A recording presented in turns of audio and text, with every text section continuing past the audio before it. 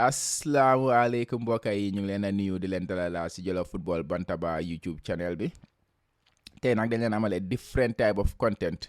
This is an audio recording from the CAMPEH space, a space that is usually held on Twitter every Friday by the Jollof Football Bantaba along with Al Bojang and Uncle Babu. This space is usually where we discuss about Gambian football, the going on Gambian football, both home and abroad. And last week, as we remember, there was a big decision made by the GFF disciplinary committee to slam TMT FC with a 10-point deduction for their comments made on Facebook. And this got a lot of reaction from Gambia football fans, journalists, and anybody who has Gambia at heart. It was a big issue.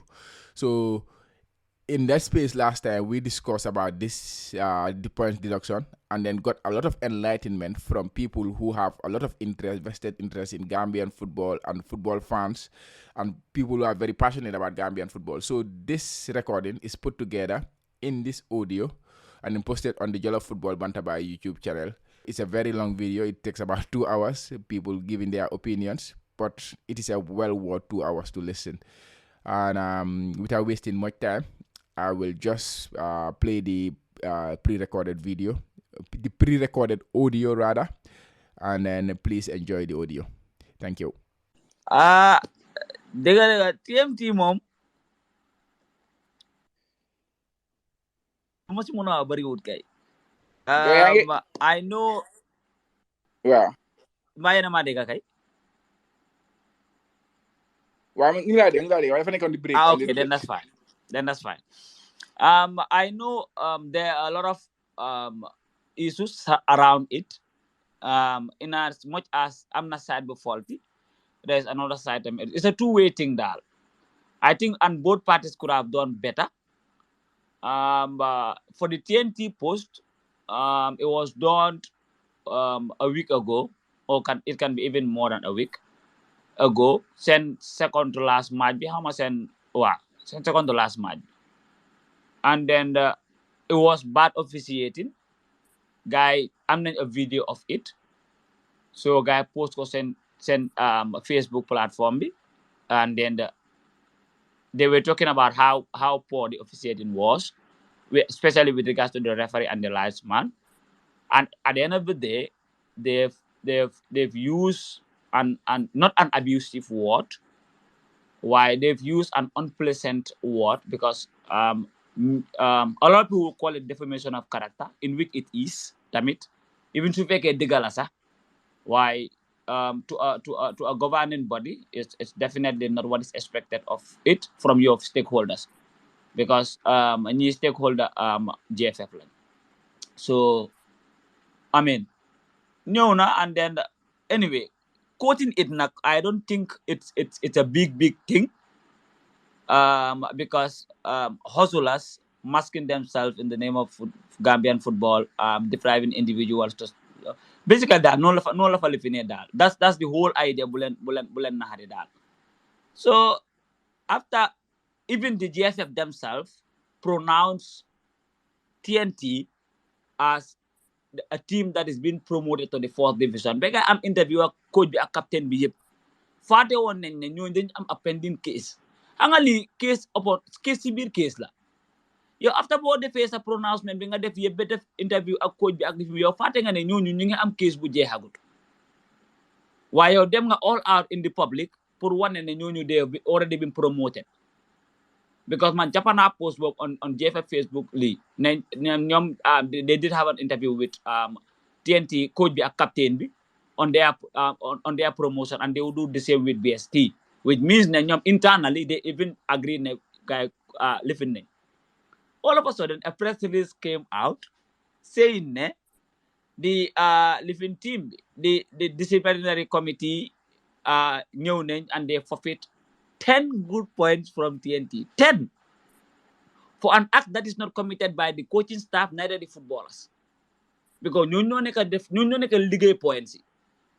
Nga dem charge somebody outside over there who can be even me because we all know teams yu ñu demee ak gars seen social media platforms da nga gis mun 3 people 4 people mun nañ koo handle so ku dem somewhere part of the admin moo mer rek copy cut that video rek mu dem bindal loolu noonu even without the consult of the president or any other staff because there was this point in time that I talk about how informal TNT is being run. And then man don't live in Habib, and then I was telling him it's beyond just having the money sometimes. You need the people with the technical know-how to make sure that these things are, because these are things that we joke with, but at the end of the day it carries weight because it tells who you are and how you do things. And then more that community that amount of respect that you deserve. So when that happens, man, I have 3 key issues with the whole area. That is deducting 10 points when the act was not conducted by any of the league. Neither the coaching staff nor the footballers, but somebody outside the pitch or its coordinators. Lolu is something that I need 100% clarification. Okay? A fine, I have no problem. Fine, mom, suñu leen waxoon 50,000 sax is a fine. Fine is fine. I have no problem when it comes to nekkee fine on monetary issues. Loolu ama ci problem. The TNT Act, it's not league. It's not sportsmanship.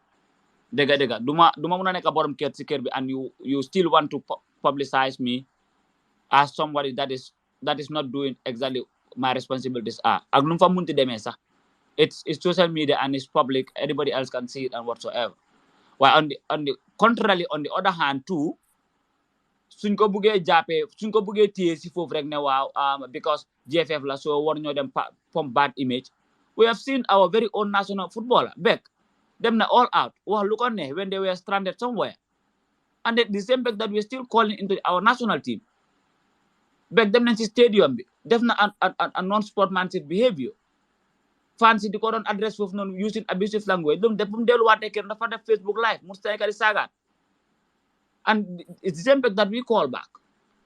So if you want to penalize a team for this act fekk am na kooko maslawante woon, it will not make sense. Do they connect? And then the third thing that I have with regards to this case, that is the disciplinary committee themselves. Article boga quote. No. 10 points Hadifa. It will never make. I need thorough listen. I need thorough enlightenment when it comes to that article and how do we, because these laws are just interpretation the more matter and not how you read it and how you say it. So when I went as far as showing to one of my friend who is a lawyer, and then we have a little nini, and then I don't know, maybe it's football and whatsoever, why Lee will not carry weight if you get into the court of law. And then munema TNT can use any other form su nekkee ne si court la mun nañoo wax ne seen account bi dañ ko hack, and then you will not be able to justify it. Use na a lot of lii yu nga xam ne yardsticks yu nga xam ne someone somewhere else mun na faa jaar, and then it will just be a foolish case. So basically those are my points with regard to it. So we are throwing the floor out. Ku nekk mu ñëw ak sa idea, ku nekk mu ñëw ak sa thoughts as to how do you see the living, and then some of the points that I come up with, or if you have other points we add on top of it, so we can also get clarification from other people. So I will take Sirif for a start. Mom tamu in the ideas, I mean, and then num gisee the whole scenario. Waalaikum salam. Man topic bi rek laa nekkoon di xaar nag unfortunately dama si jim bi waaye because first of all, thank you guys for hosting this show. Second of all, Okay. bu ma gisee xam nga anglais dafa sew, ñun yëpp dégguñu anglais ñoo try waaye there Yeah, is a sure. way soo gisee a press release di nga xam ne kii bu mu ko doon binda daf ko binda ak mer. Exactly. At what state la nekkoon? Yes, GFF su dee Baboucarr Camara moo def press release bi or Canada, waaye the tone every time press release mu jógee GFF xam nga daf the tone daf dee ñëw in a way boo xam ne kii dafa mer. Kooku dafa over aggressive. yaa ngi gis Baboucarr xamuma ko personally xamuma personally su dee ku ko xam na ko wax ne liggéey bi foofu la ko fekka da ko faa bàyyi kenn mu ñëw mu toppatoo ko balaa moom kenn moo fa nekkoon bàyyam moomul place boobu noonu suma bàyyi moomul place boobu noonu bàyyi kenn moomul place boobu noonu you are there to do your job you are not there to lick somebody's boot yaa ngi understand second of all FIFA is very simple and straightforward yaa ngi understand FIFA soo déggee mu ne la point deduction xamal ne use na first resort second third up to the last resort because the la dee limal yëpp so if a crime or you break the code of conduct of FIFA there are ways there are rules and regulations that govern that particular code and conduct maybe there are reprimanded ways to do it point deduction daf dee ñëw as a last resort ba pare daf dee ñëw based on the weight of the issue or the event or whatever code of conduct boo break in the rules and regulations of FIFA. That applies to CAF, applies to WAFU, that should also applies to GFF. Joe, Uncle Babi, I get on Lee, they mamang do what else for better koto, maging New York. Makore explain, manako naka TMT. Munne ñoo talk, ñu ne, suñ Facebook account dañ ko hack. Who can prove that? Nobody. Dañ ko hack, buñ ko hacké, buñ ko yégué, si lañ ko delete. At any court of law, who can hold them accountable ne Facebook account be hackuñ ko? You understand? But that Article 20 buñ code. So you say Article 20 is just a simple sentence. It doesn't code ne. So definitely, so you say this kind of word. So make a fallacy comment towards the FA or a fallacy comment towards a match official. These are the ways to reprimand you as a team, as a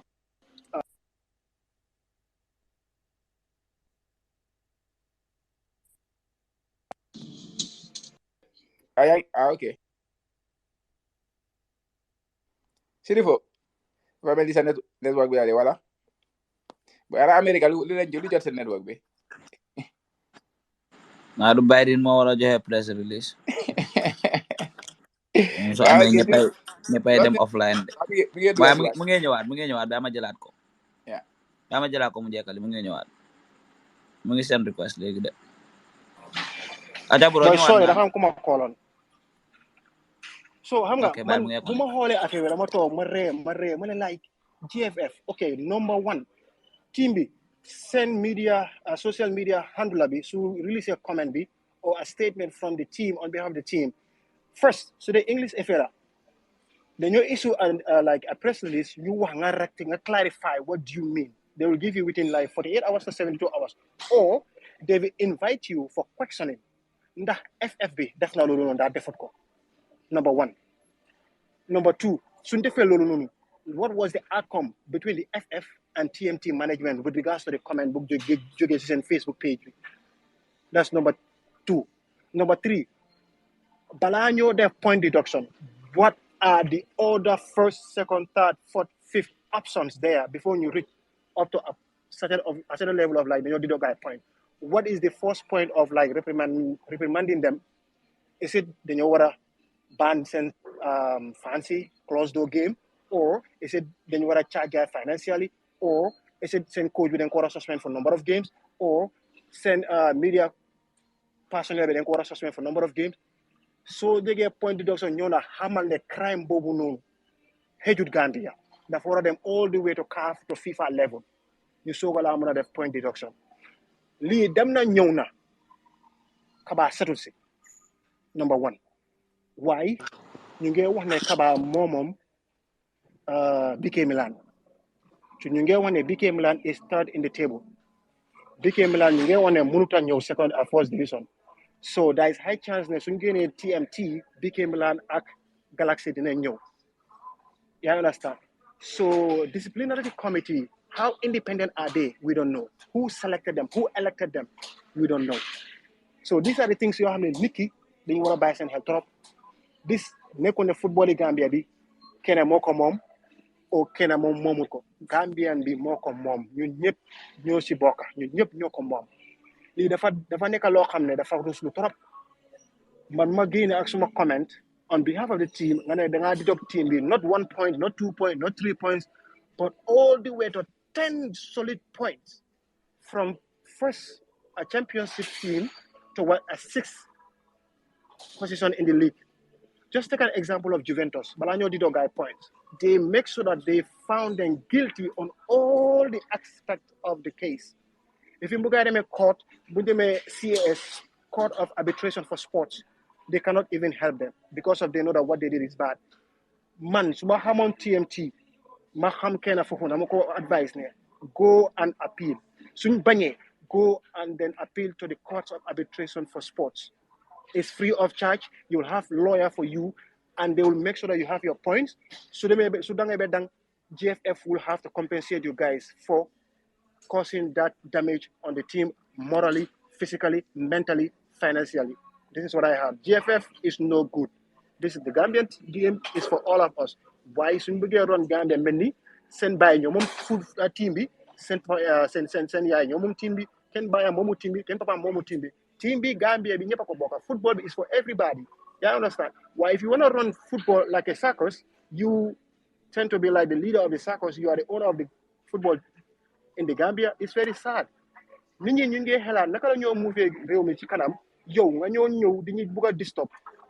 a mere comment, even though the comment they did is bad, it shouldn't happen.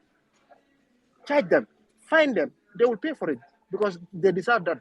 But you cannot deduct any point from them because the offense does not warrant point deduction, point blank.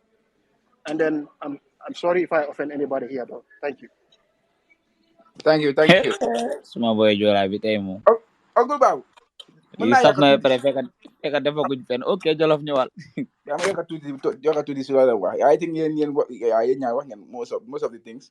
But the other thing, most people can do like my about when it comes to making a decision on punishment, it is not DFF. It is not about how well do we make them feel we are the authorities or stuff like that. It's always about helping to improve them.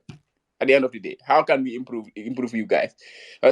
So, that's why punish them. I said, who am I targeting to punish in this situation? In this situation, Kalla, we all know si president bela. How do you punish the president? By punishing the footballers, by punishing the coach, or by punishing who? So the best way to punish the president is having a charge on him. So charge, players doing coffee, can do coffee. It's gonna be on top. Like, who is the target at the end of the day? So that is very important to decide to identify who is the target in what we are doing. Like we look at other leagues. Morino I just see today ban because we give something similar. They could the same thing but along the lines of after Lulun see Europa Bila or Europa League final. So now he has a ban. So mom is the one who got target for at the end. So mom let no ban. But those has nothing to do with the team, has nothing to do with this thing. So like look at 3-4 here is like so you say could be like have the key the family con Harry. Like at the end of the day, you are at the top. So if you can comment in your like your yengal, these little comments your yengal, your family, you are not fit to be there. Because at the end of the day, these kind of things will come to you every single time. But then I have the needs mutut. So at the end of the day, so if punish need, you only punish them to make them better next time. Doing definitely you definitely next time. Because at the end of the day, we need to try to develop league. We need to try to develop football in Gambia. So presidents be so concentrated. What will be the next kunyo def lu opalini? Because this is a minor thing. I said presidents being 10 games. 10 games is massive, it's huge. Like, yeah. For Lola, because other things you're learning is very like I think you guys already said every other thing. So we can just open for others to also give their take. But Lola like it's important to identify who are you going to punish and punish accordingly. It's not the boom area. All right. Same page. 1 minute, Babu. Nama comment Jeff same page. Suma bena son mu message ma. Muna bro, yo agent nga. Li suñu seli ni de la ñoo tek bot. Ñoo di stop la. Pour so buge transfer player TMS bi. Dal ñoo delay sa player. Manako boy. Manako bul dega. Man I know my stuff. I went to school. Manako ñu dofuñ sax. Manako dafa am ñoo xamne di leen dé jaay dof. Ñu doon ha bay. waaw man duma tooñ kenn dama nekk suma yoon I have my freedom of thought freedom of expression dinaa ko wax nu ma neexee te duma saaga kenn waaw waaye soo nekkee njiit yaa si place te place boo xam ne ñëpp a ko bokka soo defut lu baax dinañ comment te maa ngi xaar bi booba nag incha allah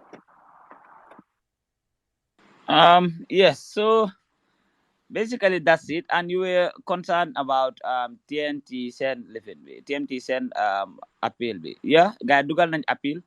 Guy jël nañ a press statement tamit as to their apologies for it. But soo ko seetee sax post bi was deleted 2 days after buñ ko posté. So the disciplinary committee had to take 1 week to work on it, and then guy doga come with their decision. Why come no over here? It's one thing the act being done, but it's another thing to remedy it, and not just coming up with that hard decision. A lot of things could have been done prior. Boy, yala sa sula punish dula punish what dula ko jox ben yon straight. Yu ndaw ngay nekk def muy maslante yow ngay balu di jégal di lol nonu. So basically that's it dal. There should be a way out. It's not just one thing. I know if they've written to TNT pour gars drop that post, ñom bala gars di bind ci ñoo pour gars drop the post ak ñom fekk drop dañ post bi. And then even include that in their press statement. So I don't know all of a sudden how do they live in. A lot of things is behind it. Why for whatsoever reason it's not helping our sport in one way or the other. So we open the floor again. Binta, Fode, Molamin, Sarif, Fati. suma gars yi Yes. man Waaj. bu ma gisee affaire yi sax dama foogoon ne match fixing la gars def man loolu laa tegoon ne dama ne ñii moom mbaate seen force bi nii match fixing rek la fa gars yi nekk gars yi tiireen wala lan la after ma gis ñu ne after seen game bi Galaxy la mooy góor bu leen gars yi score so gars yi post loolu on Facebook rek ñu ne 10 points la gars yi di topp ma ne xooloon ne minute yow Juventus 10 points bu gars yi jëloon gars yi seen loxo duufi sax foo naa daloon nañ ko gars yi de just a post on Facebook ñu ne 10 points lañ jël ma ne non suñu gars yi dañoo caxaan ba pare koto bi sidi fo lu ma wax dëgg la léegi suñu gars yi posté booy da nga lay gis ne gars yi dee mer xam nga gars yi mer ba pare gars yi dogo yi bu ko génne naan dañoo defee fédération beeg yooyu noonu bu gars yi nangu xam nga gars yi leen post si kaw nit ñi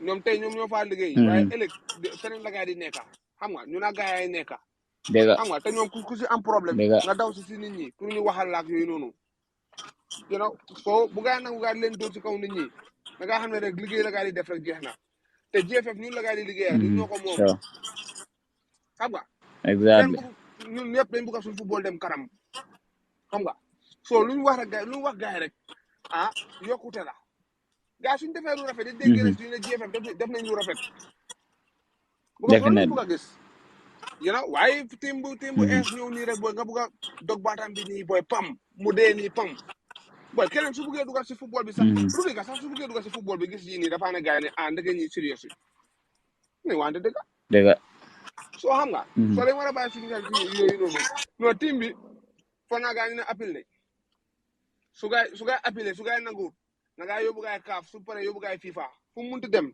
na gaay yóbbu gaay foofu noonu ñoom tamit foog gaay seen exemple next time su dalee beneen team ñooñu tamit ñu xam ban yoon la gaay di jël xam nga loolu la ba pare bro sirifo bu ragal dara comme li nga wax nit mun nga wax lu jaar yoon te saaguloo kenn taasuloo kenn nga teg ko ci yoon so bu ragal dara gaay naan la non soo soxlee lii dañ laa bloqué ak yooyu noonu Gambie loolu la fa gaay nekkee moo tax wakkati dëggay bariwu fa parce que ku nekk ngay xool ne ok su ma waxee ok dañ maa bloqué lii wala lële wala ñu bari lu ñoo wax sax du leen dee ñor bu fekkee am na luñ bugga waaye bu ragal dara noonu Gambia ñu tax a jóg suñu gisee loo xam ne correct dañ koo wax suñu nit di mere nañu si mere duñu saaga kenn duñu xas kenn waaye suñu gisee loo xam ne correct dañ koo wax te team bii nii lu ngeen def lii jaay doole la lii dafa mel ni am na yeneen yu nekk si roon sax who knows because nga jékki-jékki rek ne 10 points pam waaye man dama tiit bi ñëpp a jaaxal waaye comme nga waxee TMT def nañ seen bro am na fu mu wax d'accord ma foofu mu ne bii game Milan fon naa ñoom la gars yi bëgg a pousse bii game Milan fon naa si table bi fourth lañ nekk xaw ma fifth fon naa 1 game to go la fon naa élite ñooy ñëw su dee ñii dañ leen wàññi 10 points yi foog naa Elite United ñooy ñëw. Yeah, hanga became like nek around lolu. So su nek around lolu, you cannot leave them out. Understand? Because of we all know kan mom BK Milan, kan nek di president di BK Milan bi, and then nga am conflict of interest. Wax nga dëgg You have to bring it on. wax nga dëgg. Understand? Yeah, wax nga dëgg. ma ne Elite sax kan moom Elite because one xamoon naa ne Elite really bokk na ñu ko moomoon. I don't know now ku ko moomoon. waa Real de Banjul under Real de Banjul la nekk something like that.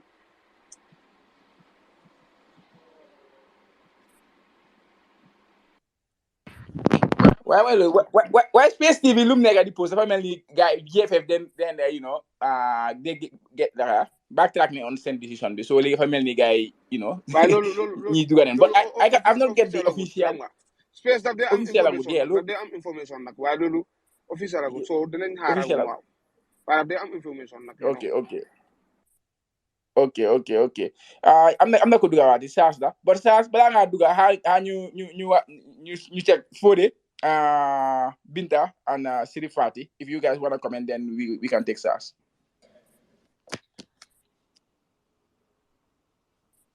Man moom lu ma wax si GFF ak TMT moom man bu ma ko gisee man dama tiitagum sax 10 point deduction.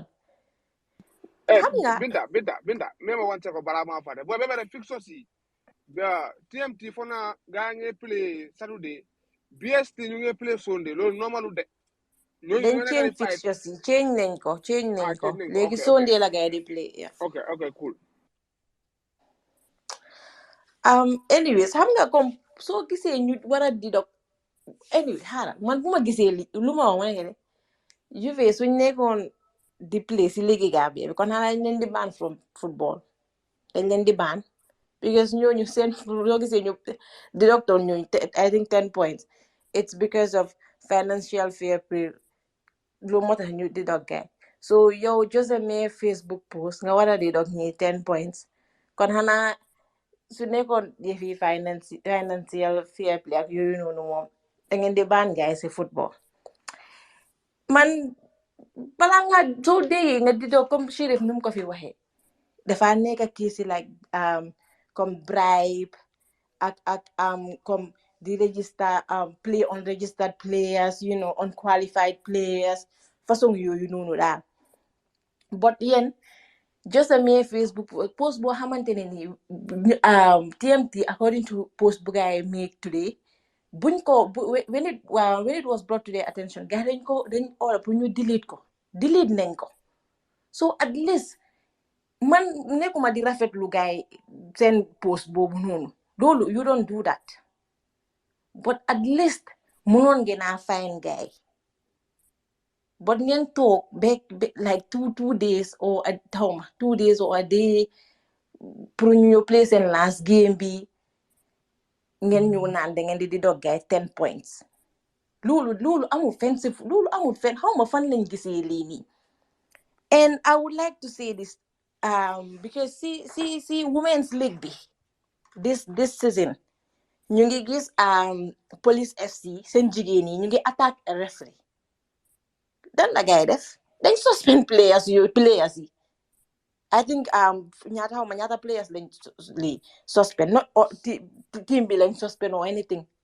dañ suspend like few players te ñooñu dañ attaque referee so before ñii it's just a Facebook post ngeen di doog gaay 10 points and Red Scorpion defoon nañ ko bu ñooñu buñ attaqué referee dañ leen demote to the second division so léegi ñun suñ football bi ak seen rules yi nii ñun fan lañ nekka because ñu ngi gis like comme Police FC seen lu gaay def ni season bii la even though si women's league bi la but they attack a referee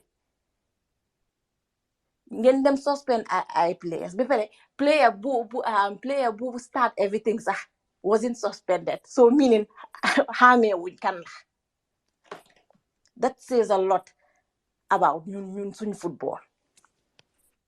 Binta xam nga man leena rek moo wane na Gambia consistency is lacking in the Gambia because maa ngi bàyyi xel even Jara West ak before Kiang West bu nga amee that issue of register a playing player boo xam ne is it BMT ñoo leen ko loon daal looluñ ko so before Kiang West ngeen wane seen player la waaye FF bi seen rules and regulation mu ngi wane player bi su amee 3 years he doesn't need clearance to move to another team something like that so ñooñu use player bi against before Kiang West appeal ñu jël Jara West seen point bi joxe ko so you punish Jara West for that why not be TMT anaka BST ñoo xam ne thank you ñoo very joxe much. clearance Yeah, waaw why not BST? punish BST Yeah, waaw loolu tam ñu ñëw xam ne na ñoo fi. joxe clearance to yeah so I think consistency is very important ñii dañ dee bind seen rules and regulations ñoom seen boppa they don't go back to those rules interpretation and bi man de regulations man mënuma understand léegi du dee it's xam very you crazy just have to wait and see ñoom lan la gaay di doxa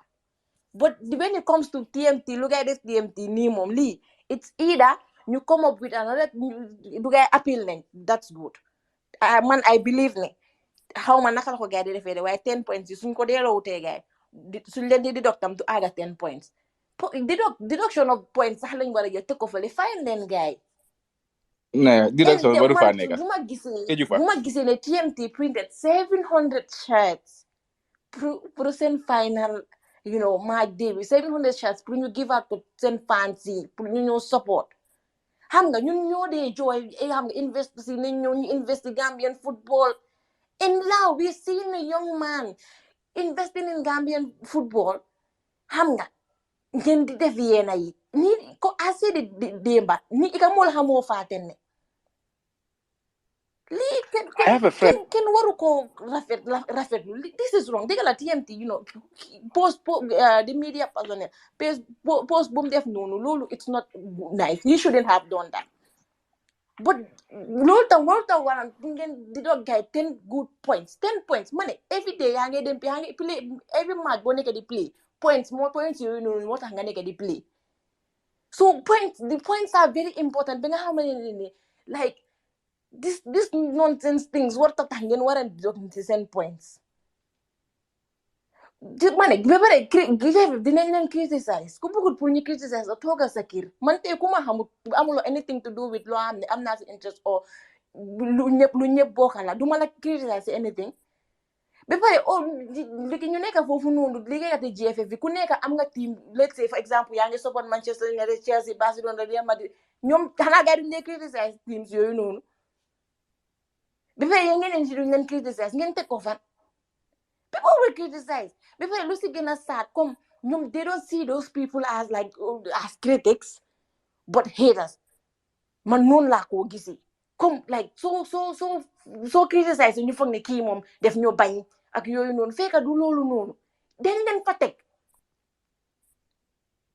loolu mooy problème yi critique Gambia loolu yeah expect I ne just people dinañ leen fa teg pour ngeen ron suñ football ba pare ñu teglante suñ loxo di leen xool noonu loolu mënta am ku bëggul pour ñu wax si yow paagal sa baax nga dem toog sa kër kenn du la fa lijjanti waaye as far as gars ñu ngi in charge of Gambian football luñ gis dinañ si wax ndax ñoom tamit ñu gars teams yu gars dee support dañ dee wax si ñoom man nag TMT seen case bi I believe ne du appel nañ de appel committee dinañ ñëw ak leneen lu uteeg lii ba pare lu tax tamit lu tax ñi gars wala change fixtures lu tax war a change TMT seen next game bi ñu def ko Sunday comme que di doot nañ leen kay léegi what has that to do with seen fixtures yi nañ leen bàyyi ñu play rek wala dafa am lu nekk si suuf lu nit di xamut wala nu si yéegut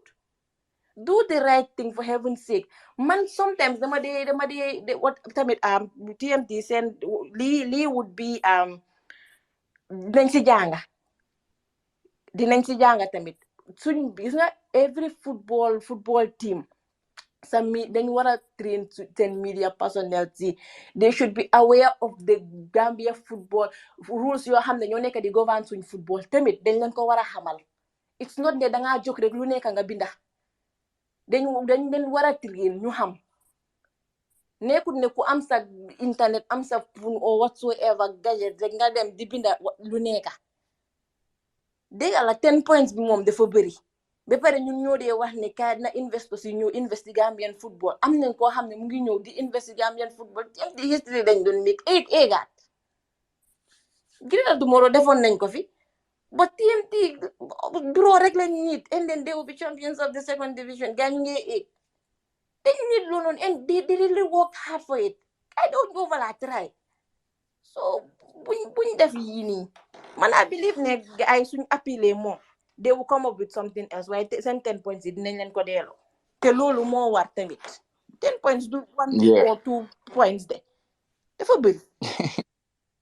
Yeah, definitely. I think Binda, yow tëj nga yax bi comme noo ko waxee sometimes criticism daf dee nekk issue Gambia so criticizing it they don't see it as like criticism. They see it as you have been hating them or something like that. No, more like change. We need to have thicker skins when you are in some places. So skin the whole again thick.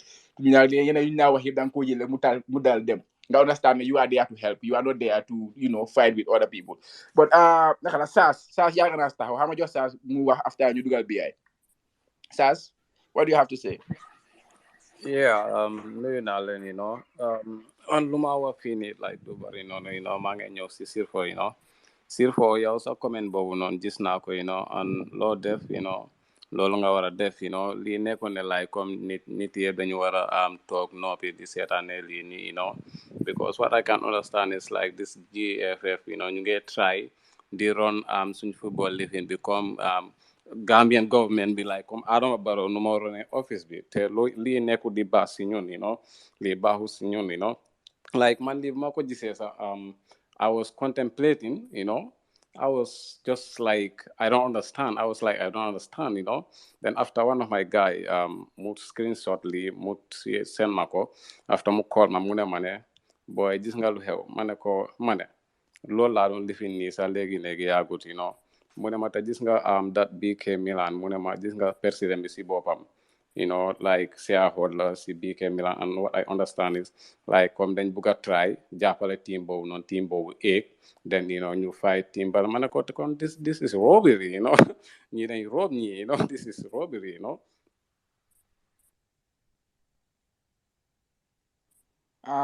Nakala SAS, you done? Well, SAS dafa mel ni loos ne gos ñu isi BI bro nuyu naa la. jërëjëf Mr. Jollof nuyu naa Well, you want to Jollof nag boy. How much that? But me cool. Okay.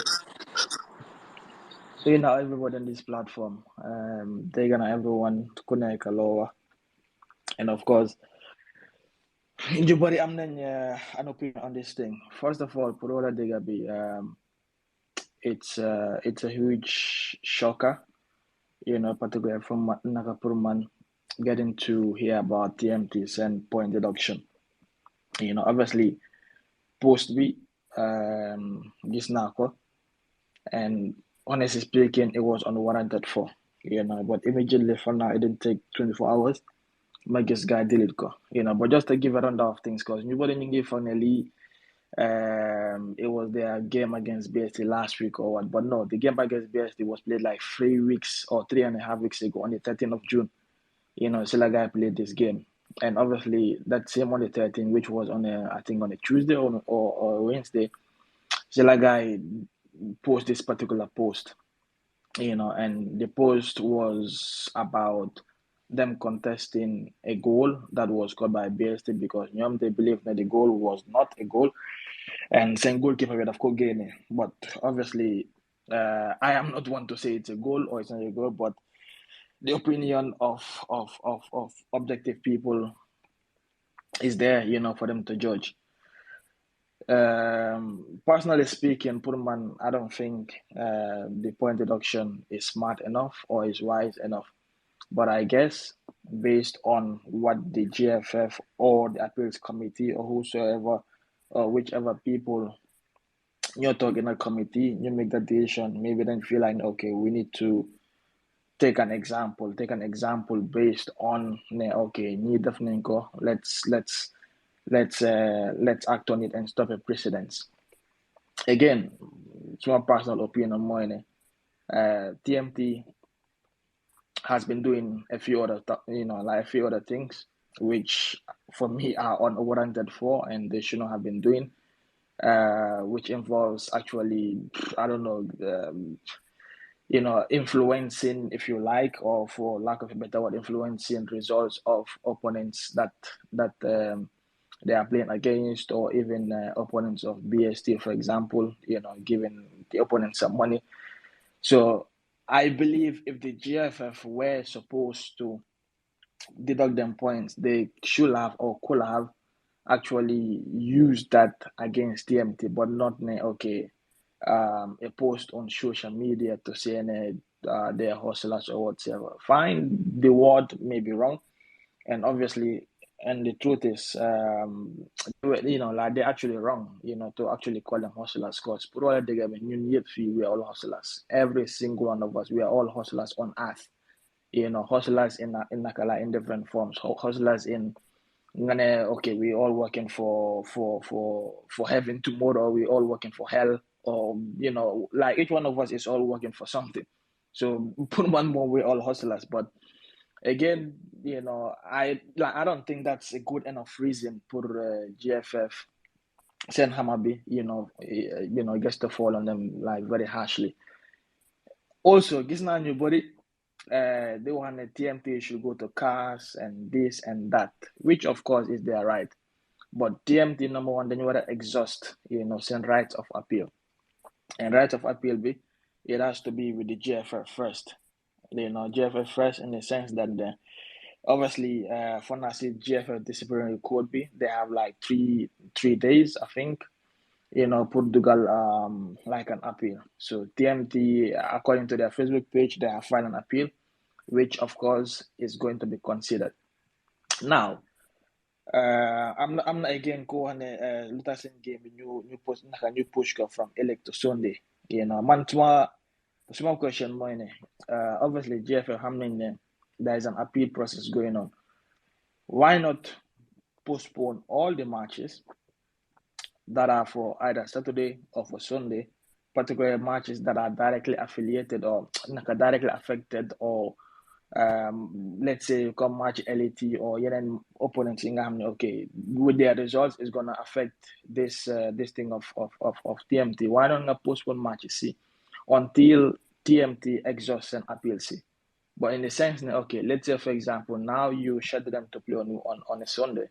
They play on a Sunday and then they win or even get a draw.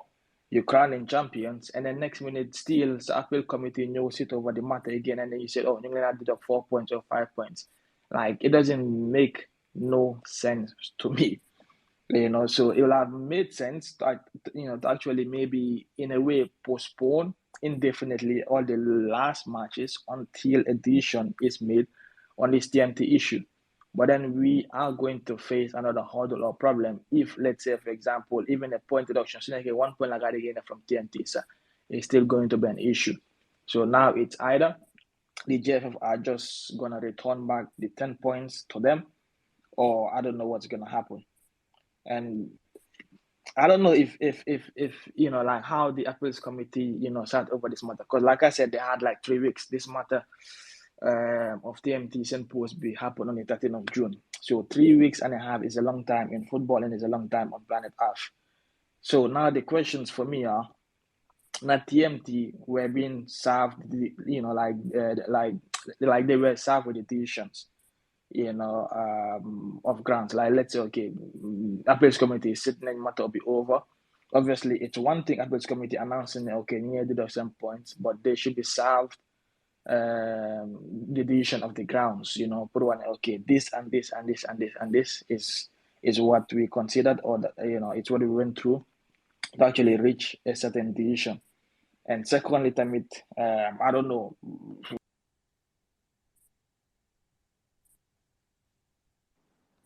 How many? Okay, you're back. Okay, go ahead. Yeah, I'm sure. Yeah, like I'm sure, Newham this thing with police case, for example, they know what, like what the charge sheet is, Obviously, I think the JV should have given them a charge sheet to say, okay, likely motor, we're charging you, deducting your points. And again, I don't know, because I'm not a member of TMT or a member of the GFF, but maybe they have been served with a notification of hearing, maybe not. And if they were not served, then obviously the GFF was wrong, because they should have been served with a notification of hearing, as well as notification of your comments, the disciplinary proceedings, until they arrive to to such a decision. One thing I see that is being bandied around on social media, TMT, then you want them cast, then you want them court of arbitration for sport, then you want them deflate, then you want them deflate. But the thing is, sometimes I just believe most of us, or some of us, just wanna be part of the noise, and that's unfortunately us, man included, as a Gambian. But because obviously Yinglau and they went through this decision, following the GFF disciplinary code, or whatever it's called. But disciplinary code be so go through, what it states. For me personally, I don't understand, or I don't get how clubs in the first and second divisions agreed to pass such a document, because the document is telling you, when you open the document, some of you who may have it, so let them see page 39, or even point number 17, where it says the appeal committee. There's a section where it says where it mentions about the court of arbitration sport, for sport, and it says the GFF statutes may stipulate which decisions passed by the judicial bodies of the GFF may be taken before the court of arbitration for sport, which means that now, obviously, it's well within the rights of TMT to go to CAS, which is the court of arbitration for sport. But this particular section, it's now a decision of the GFF and committee to decide the TMT now one of them CAS or not, which for me it's actually vague. And again, some of these clubs, 90% or 50% or 40%, they need them to all this, club management meeting. For me, it's just to pass air, and then everyone just claps, and then we're there for the photo ops, and collect transport refund, I don't know, whatever, and then we just go home. You serve these things, you don't even read, you don't even understand, and then everyone of you just happily clapping there, and then like life goes on. Now that this thing is affecting one of you, you can't even go to the court of arbitration for sport, which is the highest body that you should go to. But again, TMT have done, I think, what is right of them to do, which is to appeal. Obviously, they have to exhaust all forms of appeal in the local governing body, which is the GFF. And if they cannot, then obviously the matter has to be taken to FIFA. But of course, FIFA doesn't have the the authority to rule over it, because FIFA, obviously the GFF is affiliated to lightweight, and FIFA will always stand for its affiliated body. So it's only CAS, who is the governing body, that can rule on this. And obviously, there are procedural costs, going to CAS. It doesn't mean they just have to go to CAS because of we can go. If that was the case, every Tom, Dick, and Harry, could have gone to CAS. So let me remember, that was a point, that was a time, I think, the Eleban where they deducted 6 points. I don't know for what exactly, because I cannot recall. And they could have gone to CAS if they wanted, but it's not every club that can afford or have the financial muscle to go to CAS. But TMT, to my knowledge, they have the financial muscle. And for me, I think, and I would love for them to go to CAS, because why? When you have a club contesting the GFF or the federation per se, then tomorrow the GFF will know that, okay, we have certain clubs here. Anyway, I'm just gonna call it random, like not just author a random name or a random club, not because of my ability, but for lack of a better example, let's say in the case of like Tallinding United, for example. Okay, Tallinding, if they were in this position, obviously Tallinding will not have the resources to go to CAS. But a club like, let's say, TMT, New them CAS, they have the financial muscle. Jeff and you know what? Now we have to be careful with certain decisions that we make, because our clubs affiliated to us can contest our decisions. But overall, and no my wrap up again, a lot of people are basing this on on BK Milan, la Federation Buga New Egg Academy. Again, I'll be honest, I'm not the biggest fans of Kaba, and even during time election, I will admit it, I was more in for Sadibo, but of course, again, Sadibo them now way through into the process, certain things happen, and I'm like, listen, you know what, it's basically 6 and 9, so for me, I'll just keep my objectivity and just move on. But for me, I don't see this as GFF wanting BK Milan to go up, because let's say yes, then you got naka BK Milan naka them up. But the immediate team after BST is not BK Milan, it's not Elite United. The immediate team is Jam City, Jambanjeli. So effectively, you're saying Jambanjeli's next game, which I think is tomorrow, all what they need is a point, and then they'll be in the first division. So all this talk of Kaba, BK Milan, and everything is just like accusations that are just out of nowhere.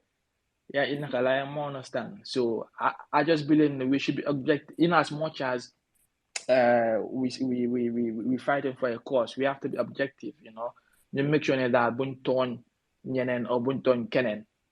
Some people are even saying, yeah, it's because of BST. That's why this is happening, or because of Elite United. With all due respect, there is nothing that Elite United can do in this. There's nothing that BK Milan can do in this. BK Milan, obviously, they are at risk of not making the playoff. But let's say they're making the playoff, it's not guaranteed that they'll get promoted to the first division, because they have to play opponents to find their way through to the top of the, to the top of the first division. So basically, I'm on Limo's my view, and obviously, like I said, it's disheartening what has happened to TMT. Hopefully, it's a learning curve for some President B, and hopefully it's a learning curve him now sliding his way through into the first division to make sure London Def second division be of going to other teams and giving them money to make sure that guy fight for results that will favor him. Lolo, there's no place in football. I understand. He's doing good. He's on a good project. Whatever he's doing, I think is on the right direction, even though it can be improved. But every one of us, should just act within the rules and the regulations of not even the GFF, but let's say FIFA per se. Because the more they may need, right now his team has been deducted 10 points. Elegak Sibir, who knows? He may be banned from football. And mark my words when I say this, maybe they might let this slide. Elegak Sibir, they'll just try gathering evidence, clear, and then what's gonna happen? It's gonna be banned. And Kenu Simundara, when they take it to FIFA, what can anyone do? And then what happens to TMT? That's basically the end of TMT. You get what I mean? So, Purman mom, this thing of LLN Bugan you egg because Team Willie or whatever, it's all bollocks. Elite United is not owned by Willie. Elite United is not owned by Really Banju. Elite United is owned by a group of investors that are under the Epic Group, and Epic Group, Nicola Jackson. So all this BK Milan, all this elite, for me is just we should just throw it away and just focus on the topic, which is TMT, and making sure we try to support TMT and make them have make them get some justice. Thank you. Thank you very much, Mr. BI. I get your point, and I think you make some very, very, very solid points, and especially when it comes to main focus B should be GFF and this. But then they said sometimes so they run football, but they ownership within the teams, especially so we get a conflict of interest. People can sense it. Like, we can see Chelsea right now. What's going on because of their ownership and at Saudi, and their ownership, how they link with the Saudi companies and stuff like that. People will say because there can be sense of conflict of interest. So loads one they will mention it. Not necessarily that is the main thing, but it's just that is where it is coming from. It is not coming from just like, especially BK Milan because of Kaba, of course, and then he's the one running GFF, and then they have a chance at the end of the day. But I saw say the GFF send statement Buga the Guinea about the way it come out, and everybody will tell you there was no basis about that.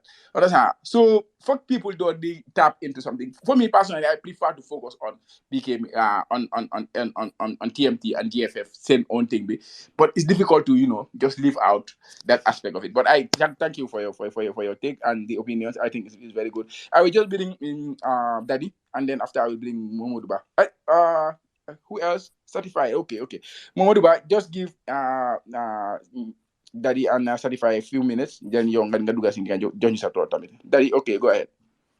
Okay, thank you very much. I would say that I think previous speakers here they've all made valid points, but I think liñ gën a war a bàyyi xel mooy if xam nga I think we all agree on one thing first of all mooy ne TMT are wrong. You understand? I think nobody is disputing that, but yow as an authority, and then li ma bëgg a wax rek mooy I think laws and regulations are there, but they're not there to really make people suffer. They come li nga njëkkoon a wax Cham. It's there to at least put people on the right track, because certainly why we have governments, why do we have institutions? It's all geared towards development. It's a positive sense of everything. For xam ne dafa indi yokkute si nit ñi. So when you develop rules and regulations, they draw the spirit from loolu noonu. So rules and regulations are not a means of witch hunt or a means of vengeance. Comme doo ko dee use pour toppa nit ñi ak yooyu moo tax there is gravity in authority in as much as there is gravity in offense.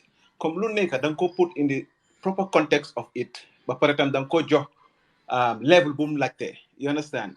Comme nit du wax fen rek nga jël ko tëj ko kaso. Understand nga? So foog nga seet kii fen bu mu wax lan mooy implication si ak yooyu noonu. So amee an authority like the GFF, yow yaa ngi def an action boo xam ne it is meant to correct a wrong. But in the end, it turns out to be everybody is questioning your very linear action. For now, the main issue.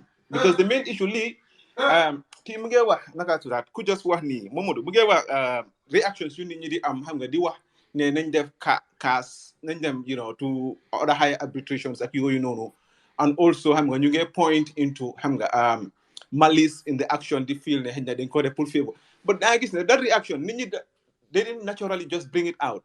Literally, GFA bi moko create, because ñom ñoo tax nit ñi point to that. They themselves no point people to that direction because of the action they took.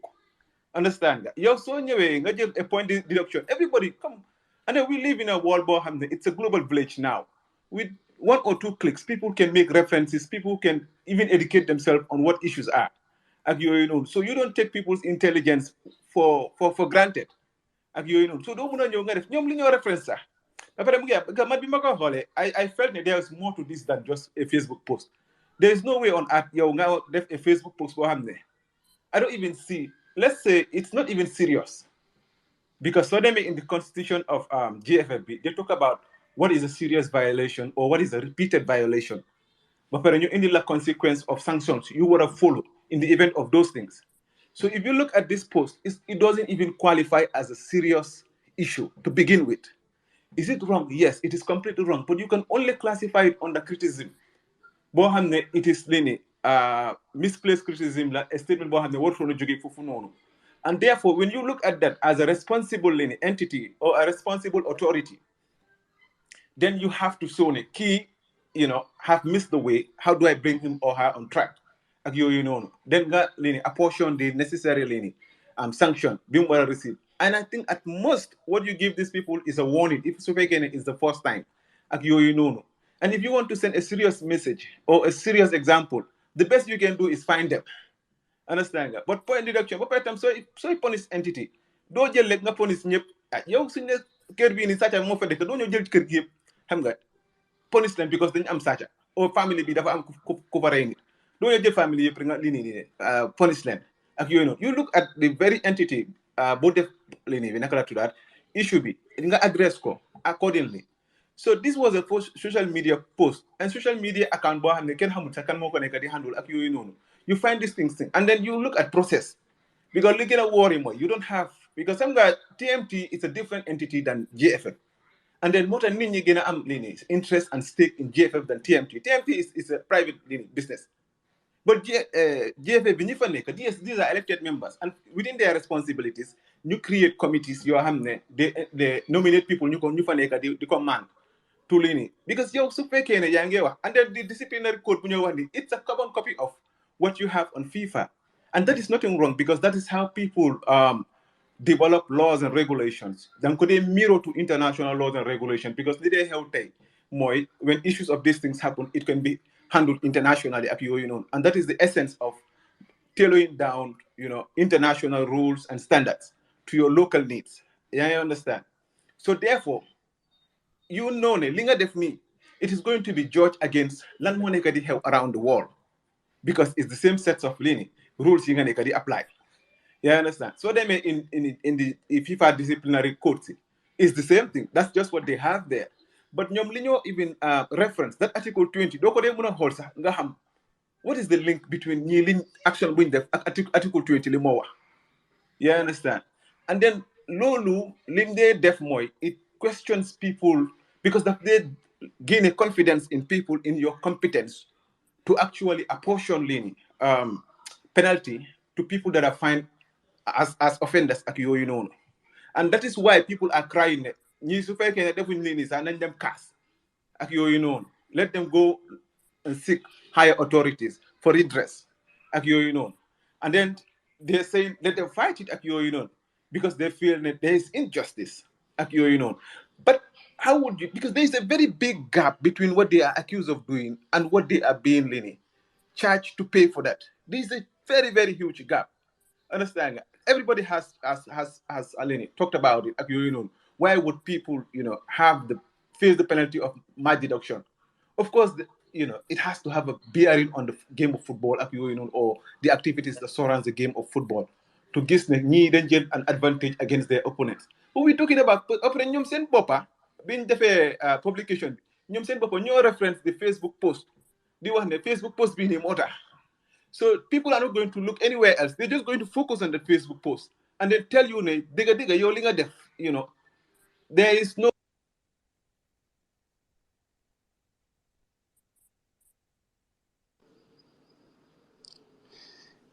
Uncle Bob, who hit? Hey, sorry, balal ma de.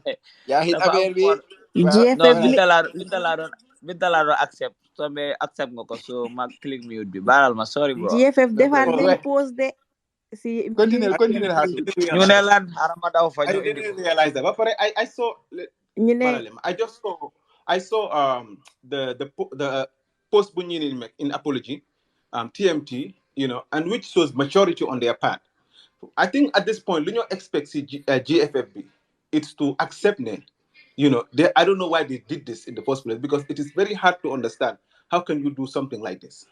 Because there are processes there for you to follow. What you're telling people is either you don't understand those processes, or a vengeance. You're going after somebody or something, and then it will be very hard. Although Angel JFB Takako, everything you blame them, but if you do something like this, you give yourself to people. That is just what you do, essentially. Hamga. So one, as an individual, let me expect more. Let them be the bigger entity and the bigger person. Let them accept, they have gone overboard, understand, in apportioning penalty on these people, and then give them the right penalty they need. And then they've already done the apology. I think everybody understands that they were wrong, and they themselves understand it. They were wrong. So there is no ambiguity on that aspect. So let them help them because it is their right. It is the right of TMT. Ne nit ki su fekkee ne dafa def lu wrong so ko teg daan donc ko war a wax yan jéego la war a jël understand nga pour mu rectify boppam moo tax maa ngi gis other publications ñuy wane ne these people may not even have followed due process, their own processes, because because even in their constitution, they're telling you what constitutes the disciplinary committee, how many members should be there, even the background and qualifications for those members or certain number of those members. It is clearly stipulated.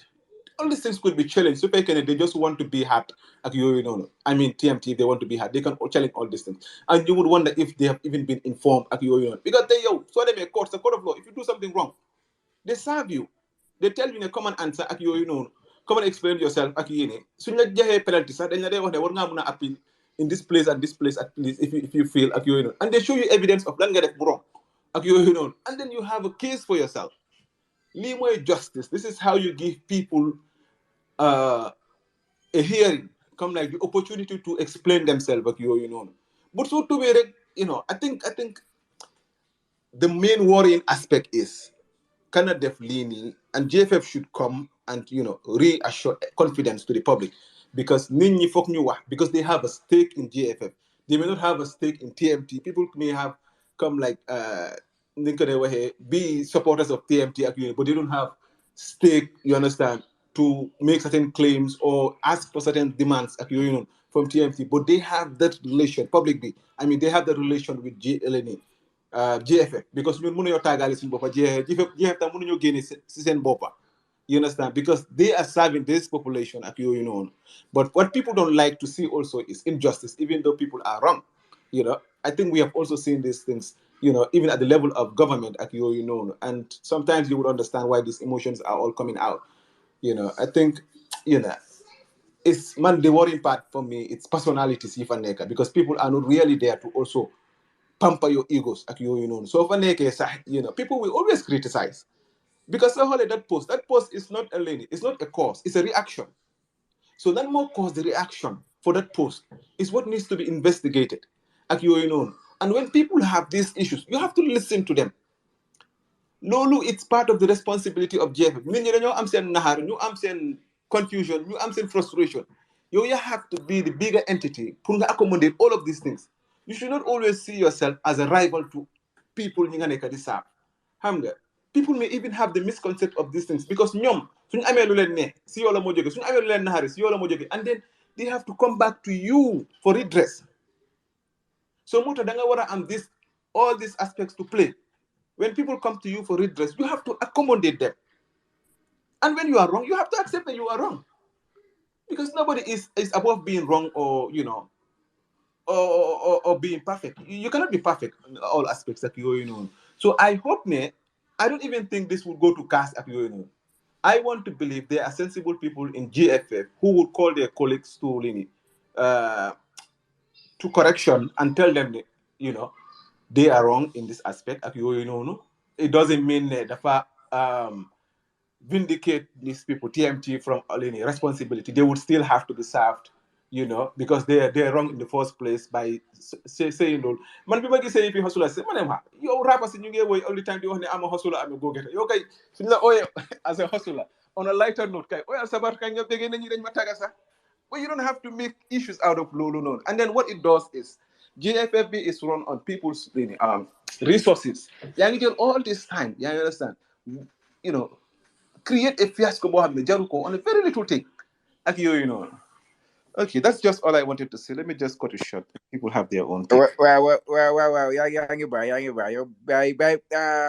Silvo, yang ikan isa hobby de. Why sa wajib boleh si moduba. Sebagai orang wash short thing then mau juga moduba. No, by Moru ba suba here mamuna. Okay, Mr. Ba, welcome. I'm not gabang liya. Ba jingo ulo rek. Jangan duga sil bro. Moduba. Hello. Yeah. Nakam nak, yeah, fine. You cool bro, you cool. Okay. Wah, mahang si yon ni nyibin. So after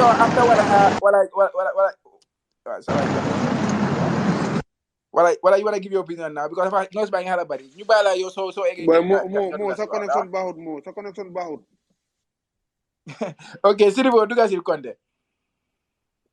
Okay, I think they come like we are kind of like on the same page. If in small boss mentioned and people are talking about cars, which is good, but based on the agreement or based on whatever is there, you have to exhaust all the avenues available in the Gambia for appeal. From there, you head to, I think it's either CAF or Wafudal. I'm not from Okoridi, why I couldn't remember. Then you go to CAS. Okay, at CAS level, if you don't have the money a lawyer, they can help you with a pro bono lawyer in this situation. So TMT, they have a valid case. Fu gaay mu di dem dinañ ko win. Wow. su ma doon seen president, as far as appeal in Gambia, exhaust na one area of that avenue foofu noonu. If the coach of the GFF mentioned that if the disciplinary committee or the appeal committee in the GFF did not agree with your appeal, it gives you an option to go to the court, the civil court. They have to go there. So then mention them consistent court C. If they did not, if they exhaust the appeal in the Gambia, the next step should have been indicated in that code of conduct for GFF. So exhaustive appeal fee. So they are now going for yobo next. If they mention a munga ko yobo to wafu or calf, then they need to take that step. Or if they mention that you can take it to the court of arbitration for sport, they need to go to the next level because the phone for bias is unfair. But people will have different thoughts around this. Why? Because come Jollof Noko Chelsea man, we export all the players to Saudi Arabia, even if Nekone, because of his connection in Saudi, obviously we will have the sentiment that Chelsea, Saudi has a hand in Chelsea. So obviously they want to have all their deadwoods proof financial fair play, FFB. So you get the players. So it's the same scenario that Gambians will play along. As far as we all know, the Kaba Bajo, the president of GFF, whether it's true or not, he has a share in BK Milan. I don't know how independent is the disciplinary committee in that aspect. Whether he has any say in telling them that, hey, you know that you guys need to discipline these people, we don't know. But us as fans or outsiders, we will have our thoughts and saying limo ta limo because you cannot justify an any court of law. You can't. Because there are ways to punish teams. As I mentioned earlier, point deduction is the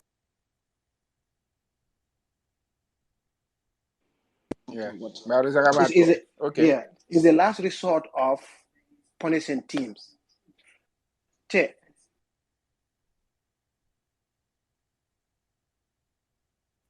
Is very bad. There are people who are looking out, they want to come and invest in the country. So using the GFF, they are maltreating teams like this. It will discourage them to come and invest. We have many people now. Muna and Steve has opened gate for people to see ways to invest in the Gambia. You know, the general second division team invest wisely, put in the right structures. The team is going to the first division. That has motivated quite a number of Gambians who are outside the country. There are a couple of people I'm talking to them, they want to buy teams. So if they see a situation like this, do you expect the invest at the end of the day? You have an FF who is trying to discredit your job or your work or your efforts, and they try to frustrate you with lack of quality football field, lack of quality referees. But the dogs are hard-earned points. But BI mentioned come like TMT, they kind of like corrupt opponents and stuff like that. I blame those opponents. Man, if I have a case towards match fixing is happening and I have the tangible evidence, I'm going to call police. I understand. Because we want sanity in our game in the country. If TMT is buying players or is buying teams and we have tangible evidence, then call a police. We need to make sure that the game is clean and is healthy. Only competition can make you go to the first division, not them back way. I think this is something that we need to work on as a country. Thank you. Thank you very much, Serifo. Omar Malmo, bro, you can come in and give us your thoughts before you deal Habib. Hey bro, thanks. How doing? Man nak fani GFF la nak. So I'll have a completely different view altogether. So not necessarily supporting any side. I have the belief the decision was harsh. Probably it was out of emotions and is partly unfair in what I think. But I also think that for fair player of the game, a team should not be behaving the way they did. Either within the pitch or outside the pitch. So buggee fair play kay moom yow nga xam ne kay moom luñ la def kay teguut ci yoon There are rules and regulations, modalities, procedures, and processes that you need to follow. But you cannot come on social media, start attacking people that are administering football. And beside that, I saw GFF making a post to even commend this team that is actually coming up. And within a couple of hours or days, you see that they're actually penalizing them for one thing or another. Now, people might have vested interest in one way or another. Everybody does. So long you are a football stakeholder, or there are people who would actually not hide their affiliations, or they would definitely use that to penalize other people. That's also a possibility. But the fact of the matter is, I think GFA would have to rescind that decision and then reconsider it. It's not bad to make mistakes, and nobody's perfect. Even though we have, people might come up with a lot of conspiracy theories. Either Kaba has an interest in this, another person has an interest in this. Those things are based on assumptions and just our own speculations. But the fact of the matter is, if you give somebody the mandate to administer football or sports in whatever category it is, you have to give them the due respect, irrespective of, either you are affected in one way or another. But at the end of the day, too, they should also ensure that there is fair play. So in this case, I think the team did not do right. As well, GFF also reacted, in my view, the disciplinary committee, based on emotions. But I also do know that GFF don't joke new jail decision board. They would have engaged the team. So we cannot, so long I'm not in there, or probably all of us are not within that setup, we might not know what actually transpired. Or we might base some of our thoughts on assumptions. But the fact of the matter is, both of the sides really, did not do the right thing. And I think, as fair play supporters, we need to, base our arguments on the fact that, you definitely respond, it's really not good. And they definitely need to go back to the drawing board to really make sure that there is fair play, but not on assumptions that maybe key amnesty interest and all of that. But that would just be based on folk. They folk na yaakaar naa ak yooyu noonu kay moom si mujjee bi kay si lu dee tegu si dara. So for me, I think both sides definitely need to go back and check what they're doing, man, and do things justly so that you trust and confidence in our sports. Thank you. Thank you very much, Omar. I think you have been following how many new late or something, but I think everybody, it's a general consensus TMT Lunjef. I think both people agree. Even if we already had some criticism on that issue on TMT. One thing coffee this week, other days space what I mean. So let's start here. We all have that general consensus. Then GFF. That is how it is. Just to point it out. Mr. Space, please, can you put your mic on mute, and then after I will take Habibi. Then after I will take you to give us your thoughts. Space TV. Habib, good on you, Nala. Assalamualaikum, guys. Jërëjëf waay, bro. Jërëjëf waay, yéen a ngi okay? Alhamdulillah, sant yàlla. Yeah, good to be back, man. Good to be around. Nice, we are happy to have you too. Waaw, nekk nii moom lu xew Gambia moom fanaa ñëpp xam nañ ko. Anyway,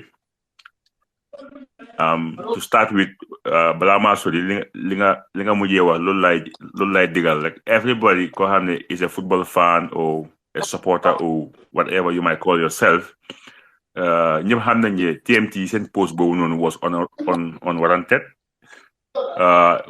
Loolu moom can do agree with them for writing such a post. Loolu moom I think loolu nekkul debate bi du loolu. Debate bi mooy man suma personal opinion gëm naa ne TMT war nañoo fine guy or war nañoo put some measures on them. Man tam loolu suma personal opinion la. Why to the extent of 10-point deduction, loolu is out of touch. Loolu moom nekkul di exist. Bro, 1 minute. Buy me 1 second. More space again. Space TV, please. Can you just mute the mic, because after I will record it. I record affair, so after I will post it. So I just want to get the clear sounds. That's why I Mabuga you mute. Or I will just mute out everybody. Yamala Space TV. Space about negotiate. I'm gonna mute everybody. Then you can come back in. Okay. Yeah.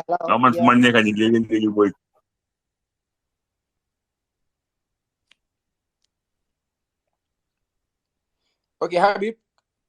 Come back in. Now space is Wow. Lu ma nekkoon di emphasize mooy I think majority of Gambians yëpp d'accord nañ ne TMT seen post boobu noonu was unwarranted. Loolu warta mun a am.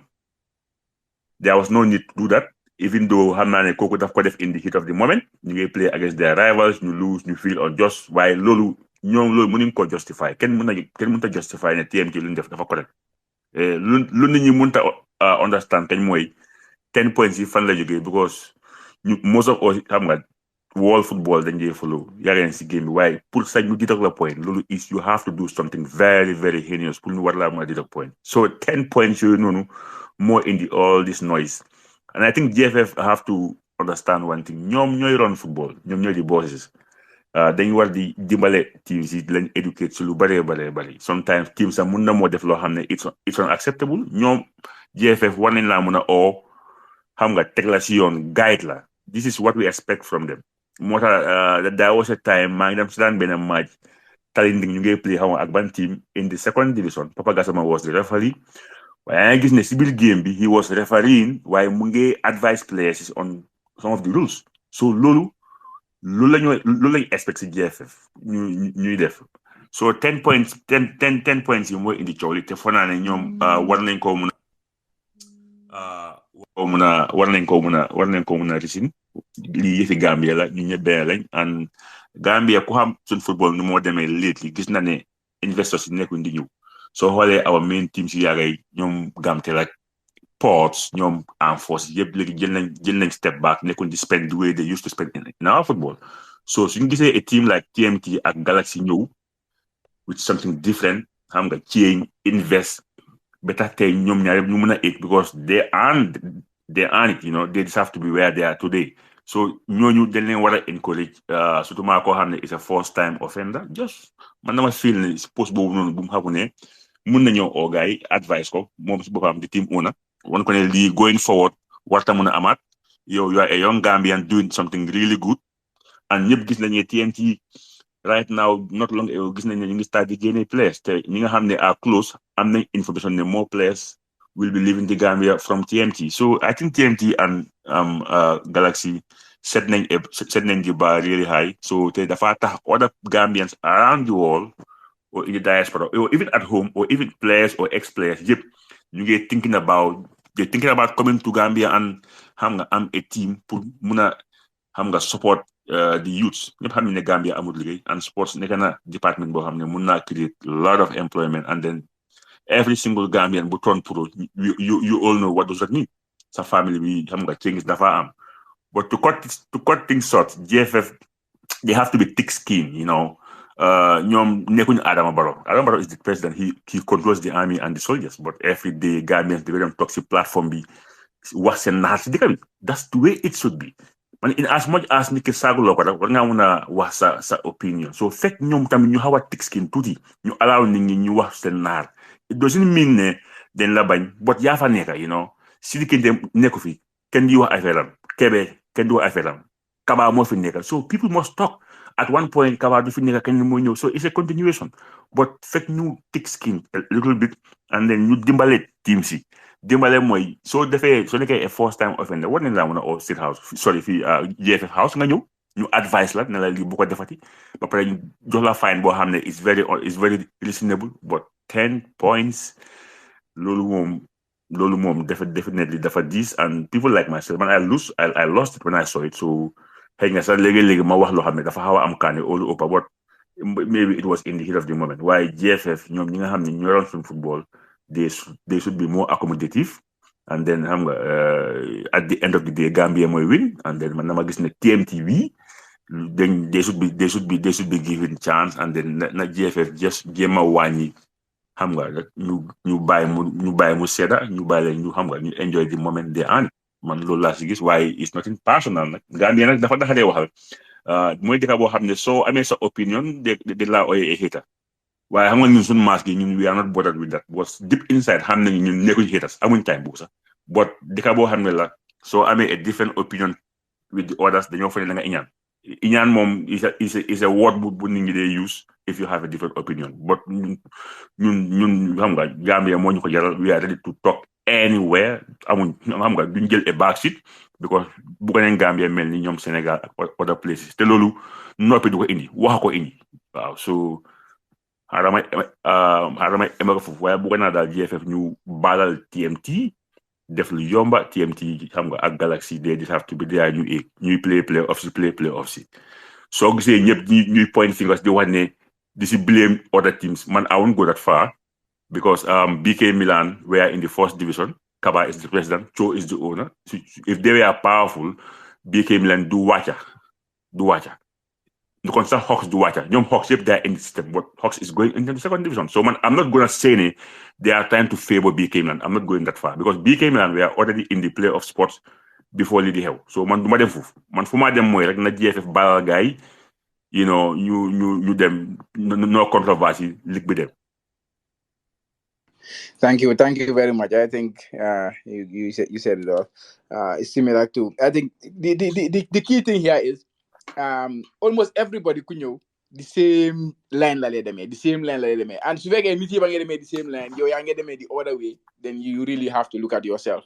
And I hope that GFF can then hell out at line bu baax guy then make a decision. Space TV me want around because mom ngi post some interesting stuff bu gana mo duga si mu wax waye fa melni loss na Mr. Ba Momadou Ba naka la yaangi baax legi pour give your opinion wala egagulo. Well, space nak is very good. The space because man tam gis na post tam bi. Yeah. So he has to come. Yeah. Yeah, I saw his post. I think it's very important because man, I just want this thing to end in peace and then we all enjoy it. Exactly. Man, yeah. Yeah, but like I said, boy, this guy, every Gambian want to see this kind of investors. We want people. Like I said, Gisna, for example, this guy from Germany, this Rudiger guy, we know Gambia to invest. Gisna the energy because the media bijo, even though his profile more might lulu. So lulu mola when the investors are welcome. So I mean, a young Gambian like this, Mr. Say, they can doing something similar, even though the profile is different, but he's ours. I think I expect Gambians to give him the same energy. Come, even though Rudiger is a high profile guy, but come on, this man Hebu might just say the can guy because Mohamed Lumodef, I think he's up there. I'm not a roadmap Bohamne. Suñ ko jàppale ñun ñëpp am nañ si hand to play mun naa indil Gambia something really big. So I think ne bu ma gisee space post ne there is a chance the points will be coming back man loolu moom dama ko rafetlu and I hope ne it happens. I hope ne it happens. Definitely. Space is around now. Hamadi bro nuyu neen la nu fa demee Space. Yeah. Bro, yow rek lañ doon xaar fii nii. So ma déglu ndax maa ngi jàppoon man bilay maa ngi over busy man. Well, all right, welcome man, welcome to the space. And what's your thought on this? But ñu ngi sa post bi tamit, can you clarify it? Okay maa ngi nuyu plateforme bi ñu nekk ñëpp si plateforme bi fu mu nekk nii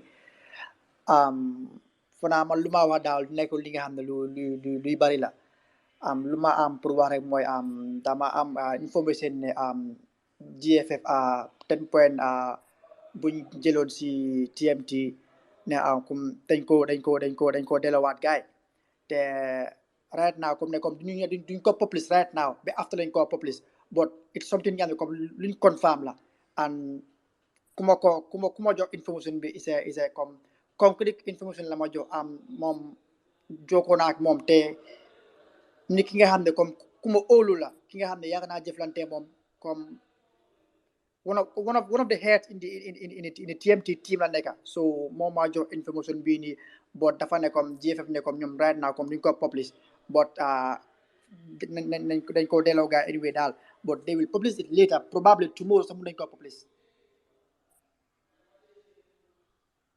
That would be very, very interesting, I think. And man, lu ma si waxoon rek mooy ne naka num gaawee guy egga to that decision. Like you guys saying tomorrow, it's like 3 days span. Then jox guy ban bi nii then jox guy point deduction bi within 3 days guy ñu react to it.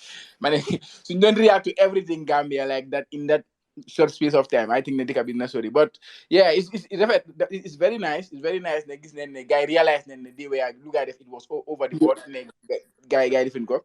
So hopefully we will get the official like the official information from GFF soon. Yeah. Man, you want to ask something?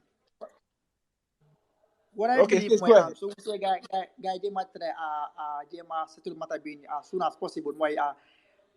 media si comme ni ñu ko publier si media bi ku nekk ngi stand on behind TMT ne comme seen lii waruñoo ban guy or something like that waruñoo dido guy yooyu noonu so loolu comme 99.9% ñëpp a ngi against GFF seen décision bi so dañ gis ne comme ñoom ok juumte lañ def si seen décision buñ jël nii so loolu leen realize moo tax gars yi jéem a try gars yi handle ko as soon as possible te hopefully comme nañ ko publish probably tomorrow or in 2 days time say according to our sources ma am. Okay, that little mom is nice. It's nice. Habib, that's beautiful.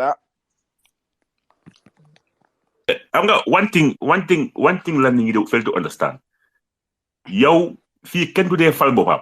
If the people ñoo la vote nga govern leen always bul dee waaye ñun dañ dee gaaw a fàtte loolu dangaa ñëw ut karta ñu fal la suñ la falee ànd nga jël sa own yoon léegi doo joxaat ñi ngi seen ju te loolu war ñi ngi suñ la falee always day xool seen reaction ñi nga xam ne yaa leen govern if you wanna be there for a long time xoolal seen naxar li nga xam ne moo naxari nit ñi day work on that tey mun naa laa wax ne majority of Gambians nekkuñ supporting TMT man am a real the Banjul guy you all know but su nekkee ne those in the sports ñu bari seen xol neexul because dañ fii ne lii dafa diis trop yow mi nga xam ne yaa fa nekk te yow nit ñi ñoo la fa teg da nga war a reconsider li nga def ne waaw ñii nag maa leen govern but kontaan but why nga double check nga ñëw in the middle su ko defee ñëpp kontaan because it's always important ñi nga govern ñu bugala and then even though you cannot do all what they want it's impossible but they bàyyi xel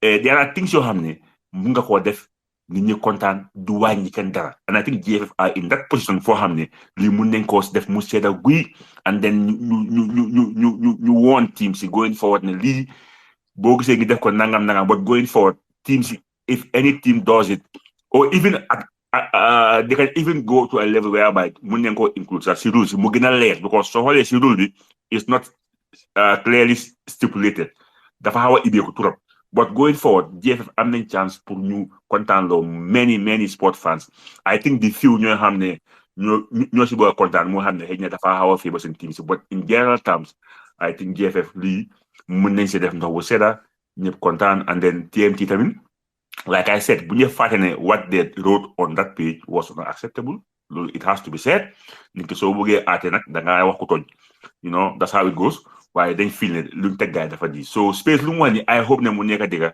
man that's my interest suma interest mooy Gambian football mu flow we have more people coming surtout the young ones like I said Cho is a young guy man maa mag Cho fuuf yaa ma understand te ñun nekkuñ ay mag ku moom TNT the same thing you go to team nine ñoom Mustafa ñoo fa nekk ma mag ñu Mustafa so you could see there are young Gambians coming into the game so the more you encourage lolu the better for our nation so I think going for space I hope ne ñu sambi na nekk diga and do affect ken ñi passé content yeah diga Mr. Jang duga si nga wax looy wax just few minutes dama bëgga yokka dara rek su luñ jot a wax waaye mooy ne I think tam buñ lose focus of why it is important pour GFF si boppam mu take the rectification steps because it's not about personalities yu nekk GFF it's for posterity of the institution understand nga and then bala ma dem further rek dina bëgg a cite an example in politics if you remember there was this UDP MP parliamentarian who crossed on CAMPEH to NPP. So when crossed CAMPEH to NPP, they had this political rally, and then he was saying some very degrading what he now dal see lawyer Dabo, and then lawyer Dabo mere mu react to lolo no. He said something, mune, and then he referenced Yaya Jammeh. I understand, and then in referencing Yaya Jammeh, definitely even time Yaya Jammeh sa, bu Fatoumata Jahumpa Cissé jogoy won at a political rally. di jël kàddu yu ñaaw di ko jubal si moom mu ne Yaya daf ko stop at the instant ba pare mu daxa ko out of the rally. You understand? So which goes to say ne li ma bëgg a indi as a correlation mooy ne if you rectify this thing I think rectifying it GFF coming out because it's not about GFF ñu balal TMT in as much as TMT is wrong GFF is very wrong in their action loolu has to be said. You understand? Because tamit ñoom moomuñ seen boppa And then why it is important to rectify lolu is it could man I feel it's a bigger tick for GFF to come out to say they were wrong. Yeah, I understand. Because I don't think there is any way they're going to stick with this 10-point deduction. It is clear to them and everyone that it's wrong. But it's important for them to accept that they're wrong. You restore confidence in the population that they are serving. I think that is a bigger take than even giving back 10 points to TMT, in my own perspective. Because after this current administration, if you do something wrong, even time you kaba, bully hewe, name, you understand? To show maturity, to show responsibility. Because gis nga yàlla simple money sa xarit su defee lu ñaaw yaa understand comme su defee lu wrong da nga koo dimbale waaye suñ ko wrongee da nga koo dimbale yonent bi moo ko waxoon actually so nit ñu laajte ko naka ngay xam nañ ne when somebody is offended we know how to know ne kii dafa need help we have to help ba ku nga xam ne dafa tooñ naka nga koo dimbale da nga koo wax ne it's wrong ki tooñ da nga koo wax ne da nga tooñ you did the wrong ak yooyu noonu mu understand ne dafa wrong and there is more character, there is more bravery in nga wrong, nga ñëw nga accept that nga wrong, dan nga wrong rek nga nekk sa side. Understand? So it is important, in as much as they're going to do it, it is important that you accept the fact that understand them overboard. There is nothing bad in Lolo Nono. And actually that is even more glorified than feel that you are the authority and then you understand.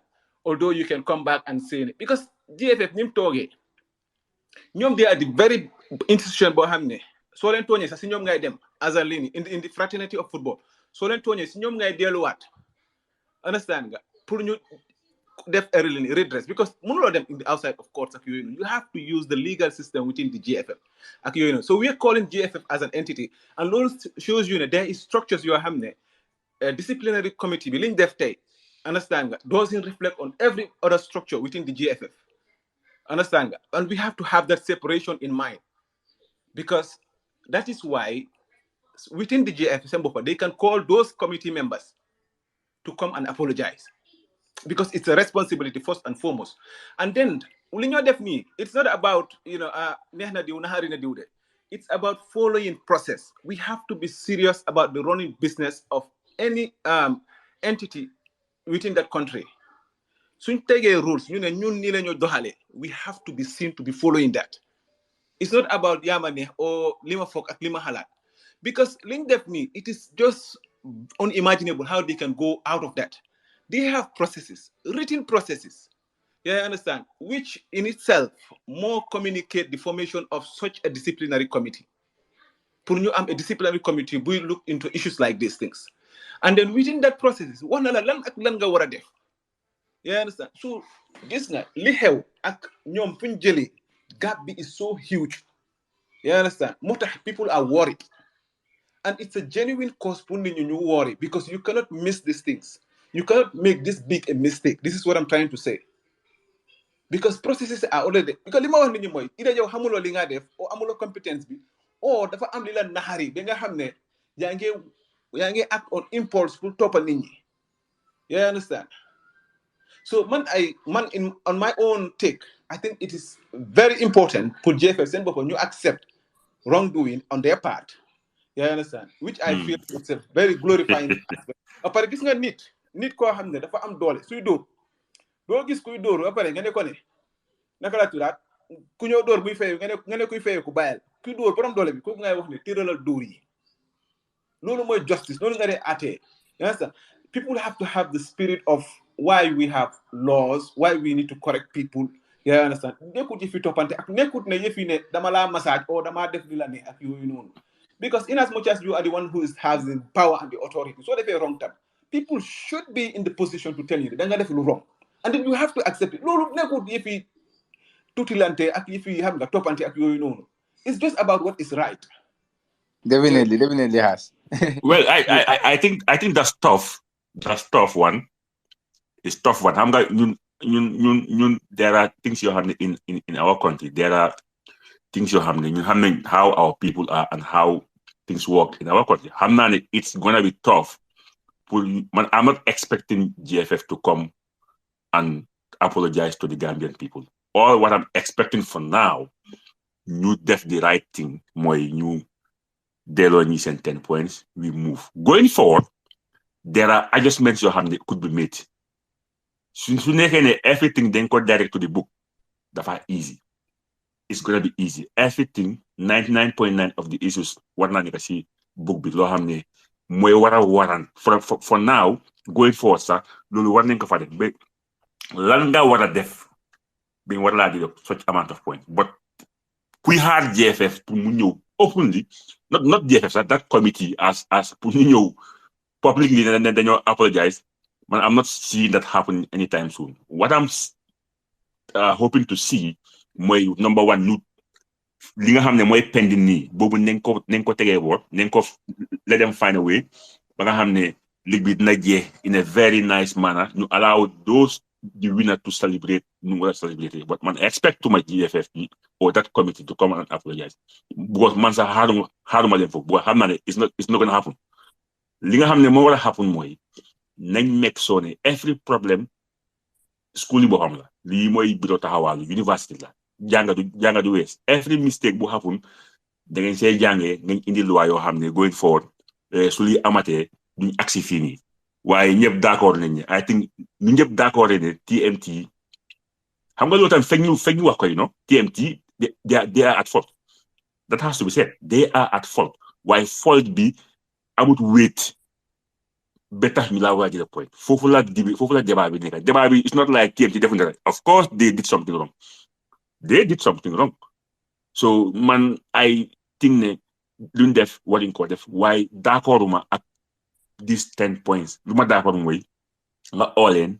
cancel leen ba pare du leen fine boo xam ne dafa dem public ñu xam ne ku ko defaat dinañ la fine dibee bi mooy foofu dibee bi mooy war ñëw di def gars yi 10 points loolu nekkati ex loolu moom ñëpp ko d'accord but buñ wax ne buñ just speak like TMT defuñ dara non def neen dara definitely waaye luñ def amul wéet bi disut it's not as heavy as GFF active réyun ket so loolu kuy xaar GFF mu gën a si biti moom yow GFF du ñëw de surtout that committee because in fact in most cases committee yooyu kay nit ñu bari duñ leen dee xam you have to be very close to GFF pour nga mun a xam ñoo pour nga xam the exact committee some people even works at GFF sax duñ mun a xam that committee bi ñan la so ñooñu seen nim sax du dee gaaw a appear waaye li nga xam ne moom la nit ñi bugg a gis mooy lii mu calm down ñëpp xam nañ ne TMT dem nañ ba print over I don't know 700 t-shirts ñëpp gis nañ loolu they were ready for this day they were ready the entire community were ready man nag ku mel ni man loolu daf ma métti lool because you cannot come to my training ground in the morning interview ma jox ma yaakaar ne ma yaa ngi si yaaga first division couple of hours nga posted 10 points that was man loolu it was a dagger in the heart because already you went there in the morning yow xam nga ne lii is coming why do you have to go there and interview players yi ak coach bi wan leen ne xam nga pare nga bind a post wan leen ne they are in the first division few hours later nga post loolu that was too much but the most important thing li nga xam ne moom la nit ñi bëgg right now GFF fekk ñu naxante ñoom fekk ñu ñaan leen njëkk ak teranga kenn mun ta forcer gars yi waaw fekk ñu neexal leen def li nga xam ne moom la nit ñi bëgg mooy GFF ñu govern loolu comme neex comme naxal GFF ñu govern man ku ma xam ne amee GFF critics loolu is there to be seen everywhere but they are the boss they run the show Habib they run the show fekk ñu neexal leen moo tax TMT have to come out and write that apology they run the show Habib waaye pour kuy xaar gars yi pour ñu apologize am na siin la Habib baral ma rek li ma bëgg a wax mooy man personally I am a huge advocate of respecting authority and abiding by rules and regulations ak yooyu noonu when I speak of GFF taking a further step of responsibility li ma si jublu rek mooy moo tax ma ne it's not for personalities within the GFF it's for posterity of the institution. I got you very well, bro. Interest is to because the personalities would come and go. Lolo, it's by nature of everything. Wow. So, and I have said earlier, the point of contention is not that TMT def wrong or not. Everybody knows TFT TMT Lindef was out of order. Yeah, I Yep. understand. But like you rightly mentioned, and everyone else on this platform did, the Yeah. point of contention, moine, dan buñ tek, But this mengo ak Lindef. exactly. Understand nga? Wow. 100%. Jollof I man. think wow, ñu ñep am tangato ci lool motax stress mo sax on Jena that point. jena mi ha ñu jeexal li rek après ma dugal la sorry okay. So motax stress mo on that point ak yoyu nonu. Why I feel ne comme li nga wax ne yow sen toolo GFF pour ñu génn si, I think suñ narrative si should be reoriented. Come the ñom because I feel like these are very responsible. I personally, man, I feel like they are responsible people in JFF. I'll take Kaba for example. Kaba has been a state guard. Jawara, Deputy Taimi Jawara. I understand. And he was the chief person for Funono. I don't know the terminology these, but he was the chief person for Funono. He has occupied, very instrumental positions in this country at time. So Koku Nono, even with Soko Oye wrongdoings, he's somebody we should respect to begin with. Understand? Yep. So I'm just going to say, I believe they are responsible people for Funono. So at no one point am I saying they should not be treated with regard or with the authority and respect they deserve. I don't come with those inclinations when I make my argument. Let me just get in there and then just try to clarify something. I think your point go nekk di make is about it's important ñu am loolu noonu. Habib lu mu la nekk di wax rek moo nekk ne moom dafa he don't see them doing it because of what he believe. But no, understand now, Habib Diwa. Mota mane Habib ne soon expectations. We should have reorientation on the expectation because I feel ne mota mane they are responsible people. They are responsible people in the sense that I do feel that even Linda there was Lena Harisa, then they am a takeaway from it. Après then they have reconsideration. Xam nga fa laa bëgg a ñëw. Xam nga fa laa bëgg a ñëw. So mota mangi wa Habib ne we should call for them also to see ne responsibility is also in accepting fault. Ak yooyu noonu. Xam nga fa laa bëgg a ñëw. Xam nga fa laa bëgg a ñëw. Man dama believe ne. I think that we are going a little bit. No, man pare naa si jërëjëf. Cham. Yes, Habib, go. 1 minute. Man dama believe ne change is the rule of life. Yeah. Dama gëm ne every GFF buy ñëw. dina gën bu fi nekkoon man loolu laa believe because gis nga soo bàyyee xel ñun suñu timing do ak xale yi léegi. Yeah. Kids of today are way more smarter than us. True. Man suma xoolee when I was how I was behaving ak how my daughter behaves miles away. Duñ benn so gëm naa ne ñoom Kaba su dee ba seen time jeex ba ñu ne ñëw gëm naa ne because the way the world is moving other people su ñëwee nañ jéem a indi lu ees so moo tax ma ne la am na yoo xam ne expect ma ñoom ñu def ko because I'm not seeing that anytime soon waaye gëm naa ne changes every time ñu am change for example time Yaya Jammeh things were tight mooy there was no freedom of speech like today yaa ngi understand léegi am nañ loolu even though Gambia doxul nu mu war a doxee waaye loolu achieve nañ ko so gëm naa ne tamit anybody coming after Barrow he or she will do something different so gëm naa ne tamit GFF dina budi progress by the time changes di am because changes is the rule of life ñun sometimes overstay bi dañ dee dikkee da ngeen dem ba xam nga da ngeen am a kind of a concept so gëm naa ne with time moom yu moo wax ni yëpp comme nga am français lu ñu ooyee grandir nga juum taxaw publicly ne guys we were at fault loolu rafet na te dafa loolu is very very good waaye right now fooguma ne that is the most important thing for now based on this case waaye gëm naa ne going forward changes dina budi am because nit ñi now they think different they are smarter they are wiser so going forward gëm naa ne moom yu moo advocate ni yëpp are all very possible ne dina happen in the near future. Thank you very much. Exactly. Those the ones. Jenaba, léegi baa ñu dugal la nga wañi sa bopp. Sorry de waxtaan bi moo xaloon a lifin moo tax xam nga. Ma ne li nga di wax si loolu laa bëggoon a interject sax moo tax maa doon lifin pour wax. Sorry, nekkuma woon the follow, but I just joined in now. Man, I just have a few things to say. First thing is, both speakers ñi doon wax léegi nii yëpp ku si nekk li nga wax yëpp there's sense in it and one thing that we have to first of all set the record straight mooy people need to stop treating GFF as an individual like as an individual organization. It's an institution. They need to stop individualizing it, taking things personal. So GFF continue to take things personal. The nine book they quite a lot of issues. Football is a sport of emotions. Whether people admit it or not, is a sport of emotion. What TMT manager or owner said is all part of football. Yow dang dee toog nga gis English Premier League bi, a coach would make a comment about the FA, about the referee association, or so on and so forth. Yep, it's part of expressing your emotions as per football. If the body that is governing feels that whatever comment is made, that whatever comment that has been made is out of line, they need to act according to law. If you want people to respect you as an institution, you need to be just in your dispensation. You need to be just in your dispensation. In this instance, GFF is completely out of order. That needs to be settled first. GFF is completely out of order.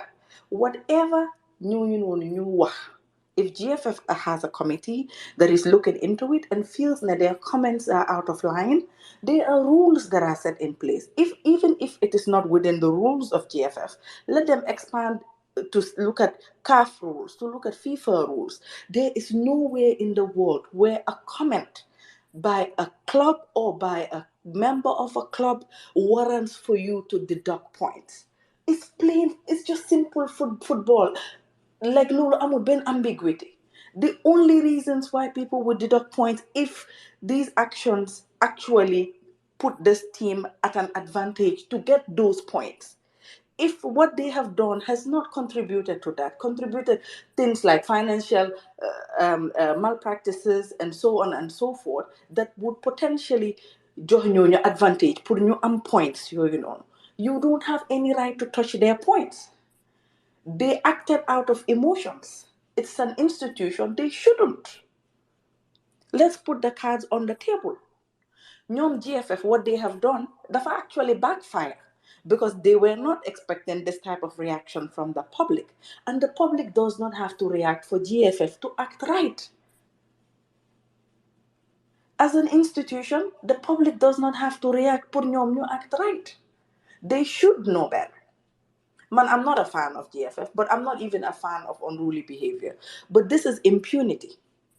Yo, danga nekk di use rules to punish people, for reasons you have make good sense.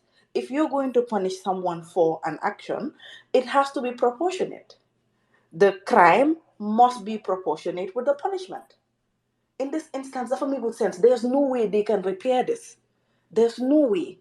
What they can do, they need to return back those points. At least save grace for themselves.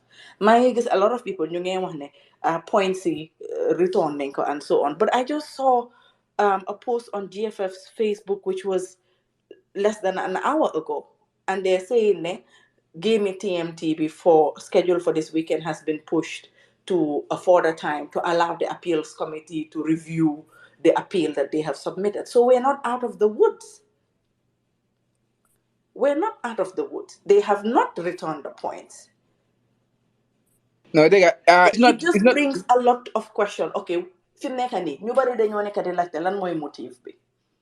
What's the motive for GFF, the committee, or whoever made this decision? What's the motive? Because nekku team boo xam ne soo wàññee pointam season bi jeex na nekku team boo xam ne soo wàññee pointam fu mu taxaw rek la moo taxaw. It's affecting them severely. Si ñoo xam ne they were expecting a promotion. So fekkoon ne koo xam ne xëy na mu ngi at 6, 7, 8 position and so on. It doesn't. Point deduction doesn't really matter. Next season you start out fresh, and then I ku nekk nga perform to get the points. But this is so critical that the decision should not be taken lightly, and GFF need to hold themselves accountable. They need to hold themselves accountable. I disagree with Musa Lumdon earlier. GFF actually owes the public an apology. They do owe the public an apology because they acted out of impunity. They acted out of no laws. It does not make sense. They have got to apologize to the public. That is GFF holding themselves accountable. If they want people to respect them, film nekani so them in Facebook. Man yeguma want the hustler comments until GFF mentioned it. So them in Facebook. When you look at the comments for GFF, everybody is calling them hustlers.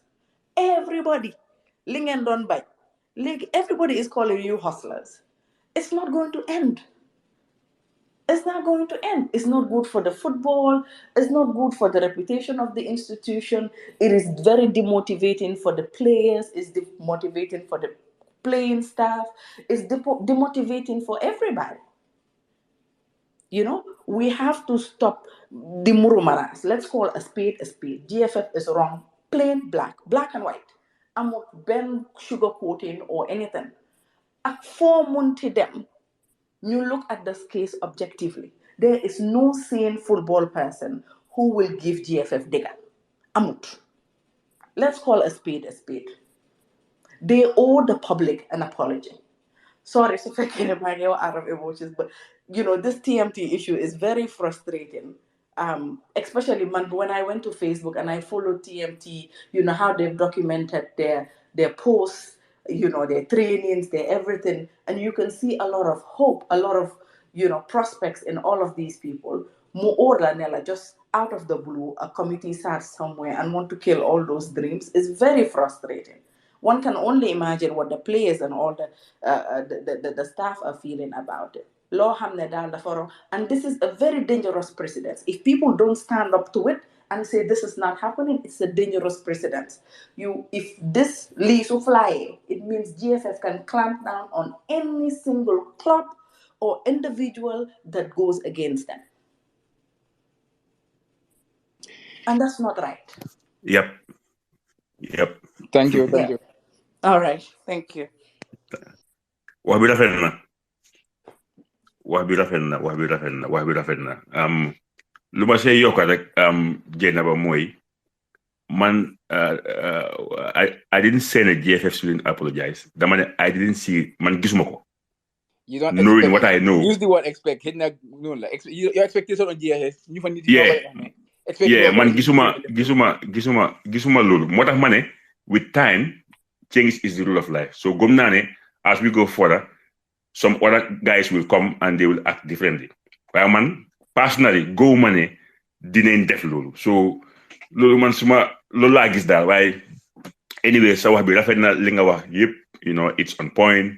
I think ne yeah, going forward daal boo gisee ba time bi yëpp ñëpp toog ñu ñëpp we want the best for our country.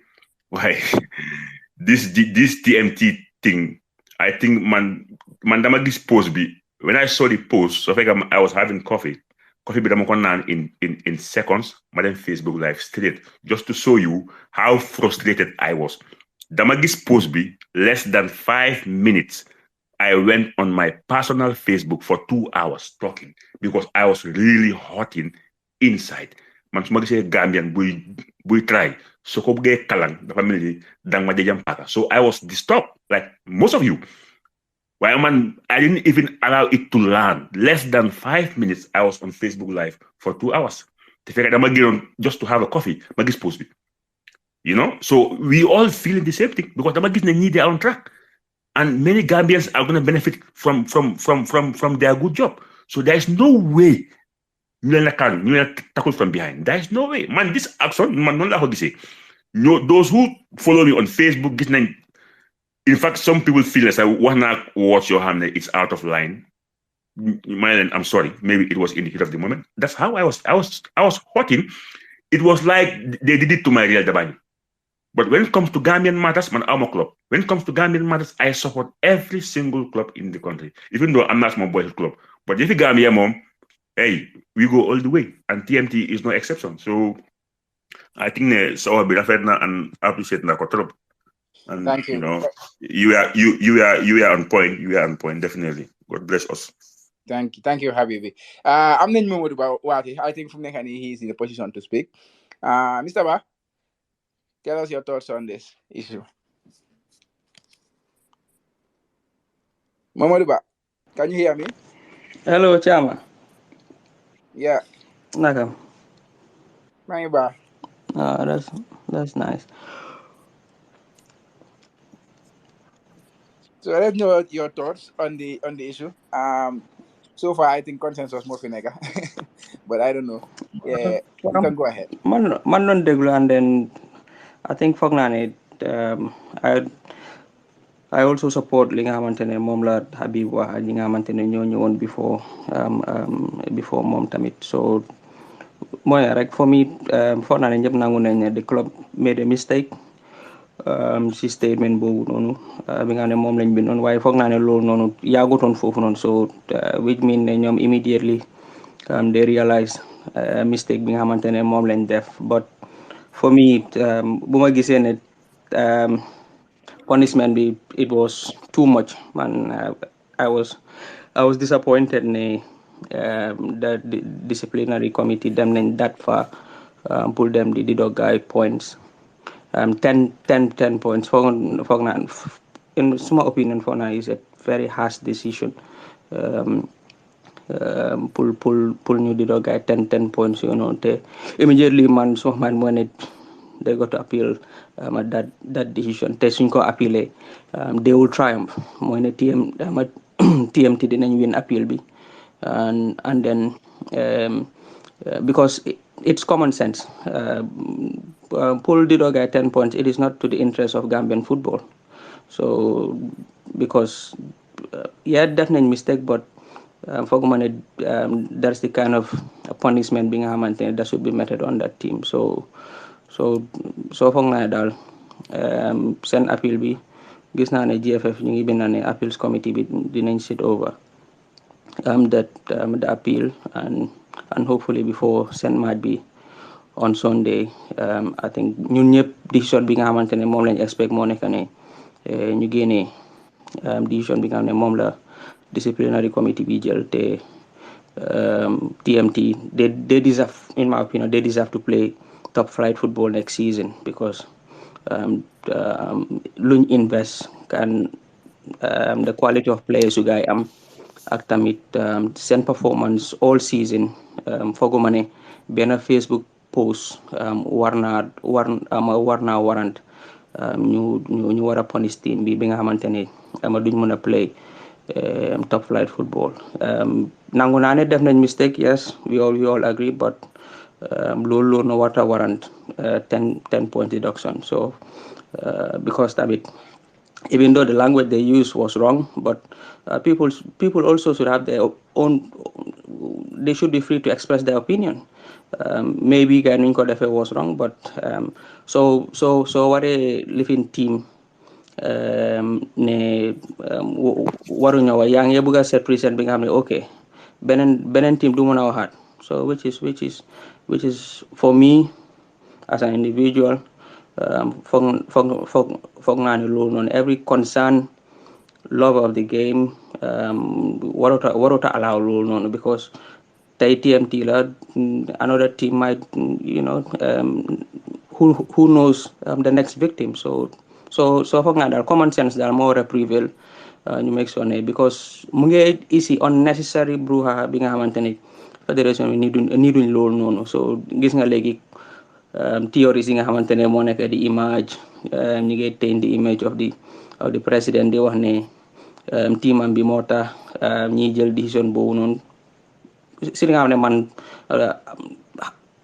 xalaatuma woon loolu noonu sax so da nga gis ne mu ngi ici more negative reaction towards the federation so foog naa daal the earlier the better ñu recent decision boobu noonu and then TMT ñoom ak BST ñu fight it out si seen last games yi ñu seet ñi nga xamante ne ñooy nekk champions because ñoom ñaari already secure nañ promotion si first division bi next season. Yeah, thank you bro sa wax rafet na another thing mo bëgg wax rek because maybe ñeneen bala ñoo start nit am nañu fi nekkoon because we are recording this discussion so I will post after si suñu YouTube channel bi so if anybody have any issue with your thoughts being posted you can voice it out And then yeah, that's it. But tey moom ñi ngi am wërsëg because usually suñu dee record yi mi daf dee mën a nekk di dog si diggante bi all the time but how ma kan ay si wërsëg bi tey maybe Habibi la wala Sirifo la wala No, no, Sirifo la suma certified FIFA agent bi. waaw xam nga Mr. Sirifo yaa ngi dugga si waat de I think you had something to add naka la Boy, Habib. Boy, dama doon babysit, man. Waaw du ñàkk yaa ko liggéey.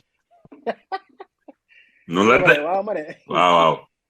Affaire yi kay moom wax ngeen lépp I think ne injustice bi dafa doy fu mu nekk nii because comme yow noo ko waxee daal man Gambia dama ko bañ man awma fa team. What I want is like the success of all the teams. Am nga team de. Wala noonu. Latikula. Boy Latikula dafa daanu boy seeti jaan moomu team dafa ko nangu si ndoo. Dafa ko jënd cheap li boy suñ gars dañ nelaw foofu noonu. Waaye comme am nga yéen yëpp loolu wax suñ ko bàyyee mu yomba. So hopefully the appeal committee bi dinañ rescind the decision of the disciplinary committee. You join ñi seen points yi. Then guy play on Sunday. Ku win league bi mu win league bi because ñi dañ ko deserve. Comments yi they are unwanted. They are unwarranted rather. Waruñoo joxe comments yi waaye as far as joxe nañ ko delete nañ ko within 48 hours. The list they could have given them would have been like a kind of like charges, monetary values. Man foofu laa ko téye daal. I think going forward tamit they have to revisit their codes and conduct of the league, the way to appeal, the disciplinary committee, what are the articles that are going to be in place in case of certain situations like this. If a team commented on the performance of a referee or trying to taint the image of the FF, what are the consequences for that team? So now they have a case study as an FF. Loo xam ne dina leen jàppale pour nga build more, let's say they can inculcate it into their programs, like let's say the codes and conduct of the FA, and then the game between league rules and regulations, so they could be able to kind of like add one or two things based on their experience on this. Dem na ñoo na daal nañ delloo team vision points yi. Better than TMT tamit, they need to learn from this, and then they know that. So like a football team, you don't just make comments like that even on your social media page. Every comment has consequences. So they need to be very, very careful, and they need to start running that team as a professional club. It's not. They should not be running them as a Navetan or whatever team. Then what are on social media be then quarter advice. The foreign even they could call him like okay is aware why you train ko. It should be somebody who is trainable. Even if the person doesn't understand it, but then come on a train, more understand the things that you should post and things that you should not post. It's very important. Yeah, man, thank you Sirifo Hasum yaa ngi bëgg a Well, yokk dara de waaye for a little new close why go ahead. okay, baal ma rek. I think dama bëgg a piggyback on lu Jaynaba mujjee wax on. I think that man li ma si gën a jël rek mooy the word she said saving grace. Xam nga I think saving grace mooy li ma doon put emphasis on all the time. So saving grace is not just for themselves. Saving grace is for the institution. Bu leen first and foremost jox the platform to serve, and also for the population they serve. And it's a responsibility. Understand? But when issues occur, we should see it as an opportunity to make changes and also progress. Buñ gis ne issue bi la dafa bad ak yooyu noonu nañ seet naka lañ jëlee some aspects of it that ñu brush ko under the carpet. Did it? It's always an opportunity to bring everybody on the platform, because I'm going to am ordinary discussion. Don't am the reaction of every Sari Busa again and I'm going to make comments. Every stakeholder in that entity to come. But when you have this attention, it's always an opportunity to make right. Yeah, I understand. And then limabuga watamoy the personalities we make nakala to that in GFF when they limit expectations on them. let us not feel they are not honorable enough to come and take blame and also apologize. I don't think that is beyond them. What am I lay emphasis on the one day? I believe they are responsible people, and I give, cited example with Kaba in terms of his capacity and background. But I also want to say, ni Johan BK Milan. It's very unfair on BK Milan to draw them in these things. I think it's different. Apare Kaba sibo pamsa. Minyo at the center of Lini. I feel it's unfair on him. I think we always have to focus these discussions so we don't bring distractions along the way. It's the disciplinary committee needed action being and it is upon them. It's incumbent, in fact, for new gainers, new that saving the grace because it's a huge responsibility. And when you feel that they are not going to do it, I think what is more in that in the Yokote Moi, we demand that they do it. Then feeling that they won't do it. Because it's also, what we are doing also, that they serve as a way of helping them to grow and also see their mistakes. Although that they admit it, that they're difficult on their part. Understand? But it also helps them. Thank you. Yeah. Thank you, Has. Yeah, but why don't go ahead? I understand your take very well. No, mom, lu wax mom degala. Lu wax mom degala. Niki so nekké a leader, so jume war nga mëna ñew nga taxaw nga apologize honorably. Waaye xam sa waay xam jiko baagit ñun ñëpp Gambien diga xam nañ what is happening. Moo tax man ma wax ne expect mo xaaruma loolu. Ko xam naa ne number one, most of these people ñi nga xam ne ñoo nekk ci committee si ñoom sax ñu bari ñu leen dee xam at the first place. Now, maybe what they can do might def a presser, write something, and then say why lolu in any civilized institution, lolu it's very normal.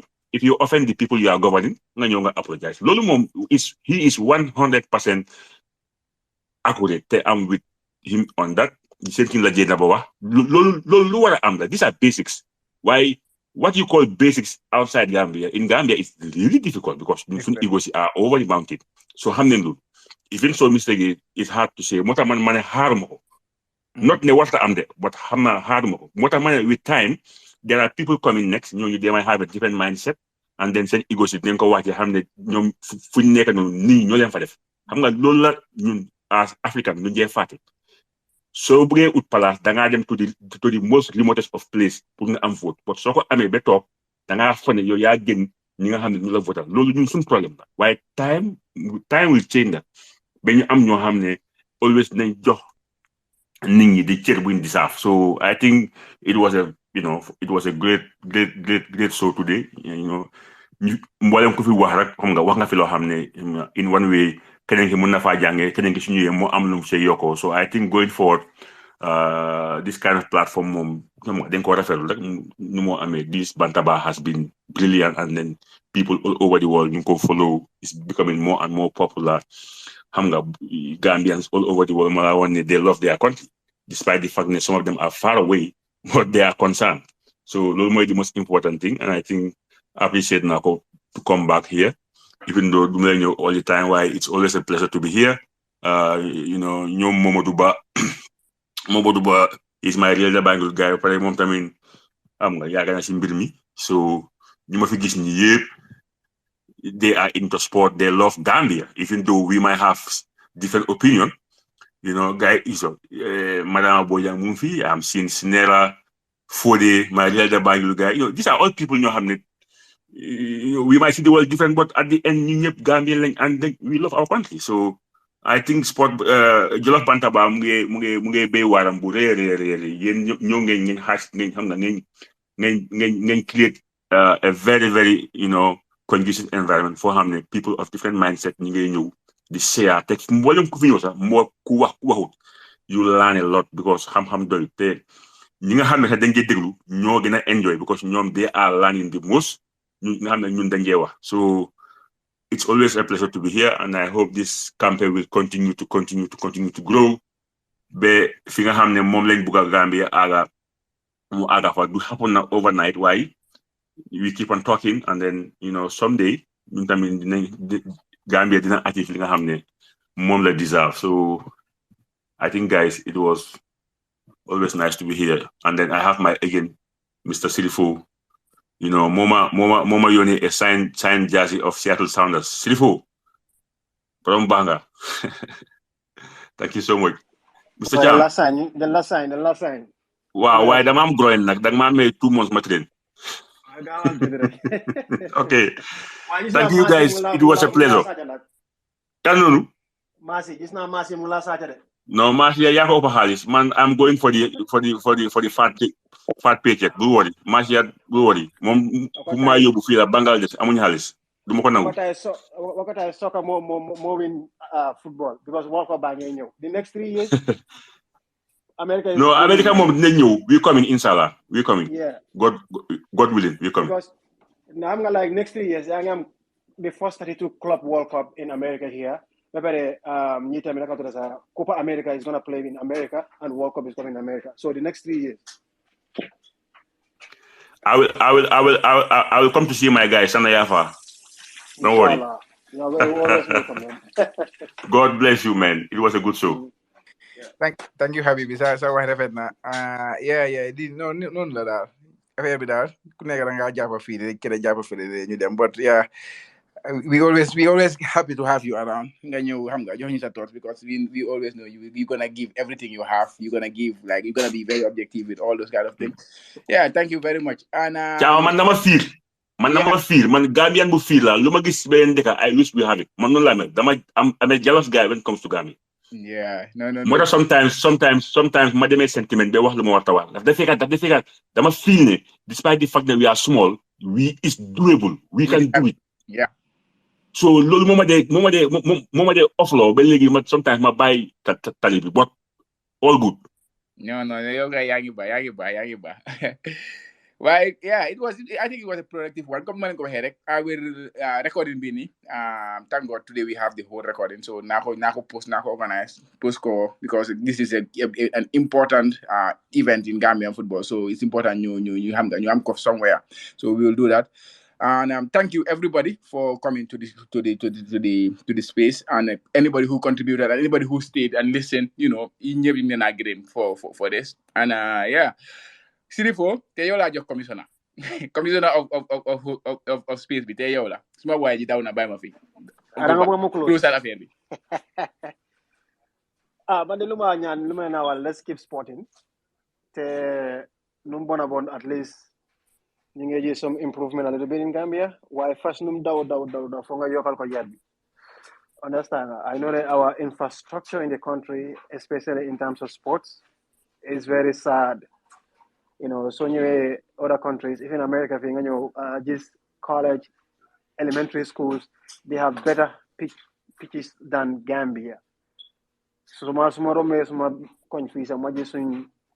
elementary school, they play American football and soccer. I was like, damn, I wish when you're a dog for Gambia, them they can even play like professional leagues there because it's a standard pitch that they have. While nonetheless, we hope not the FA, they not just as enemies of progress, but rather as people in development with them. We have the same interests, but we have different thoughts. Maybe dañoo bëgg a jaay Brikama ñëw fole Banjul dañoo bëgg a duga Lamin ñu fole yoone gannaaw duga Banjul waaye our intention is all ñun ñëpp dañu bëgg a àgga Banjul. So let's keep sporting. Yàlla may September. Silifo, sometimes they fight the council. In all these developed countries, the council is playing a good role. Meaning government as an institution is not doing enough, because in a normal country, government every region in the Gambia one am a ministerium bo xam ne council be ko bil mo am Brikama la mo am Makati la mo am Kirawan ile council la loolu tamit is lacking. Some councils are not doing enough. They should be doing enough. That brings me to the name of our sports minister, Bakari Baji. I am disappointed in that duty. He was in the United States of America. Florida. He has seen everything he needs to see. So being a sports minister, so more Gambia, at least with his horizon being wide enough, being in the States, now. That's a big discussion point. I think let's go save for another space. You therefore the role of government council in football at you know. Exactly. And we can all Exactly. elaborate. Suñ fi bàyyi Habib buñ fi jógee de. Well, man for no, in as much as man dama de lambas GFF, but when it comes to infrastructure in the country, government owns the country. They should lead the way.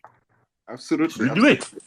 They should lead the way. And Bakari Bayi has laid many foundation stones. But still. No, oversight la de nekk, but we can talk about it in a different. Yeah. No, I agree. They need a whole show for that. Definitely. All Well, let's keep sporting. Yalla may ndam come September. Boy make go to Ivory Coast. Bugana dem de way mangi ud dama ñaan go for me. Dina ko send my boss Modlamin BI. Yeah, I hopefully meet in Ivory Coast. Thank you guys. Thank you. Thank you everyone. Be next week inshallah. They go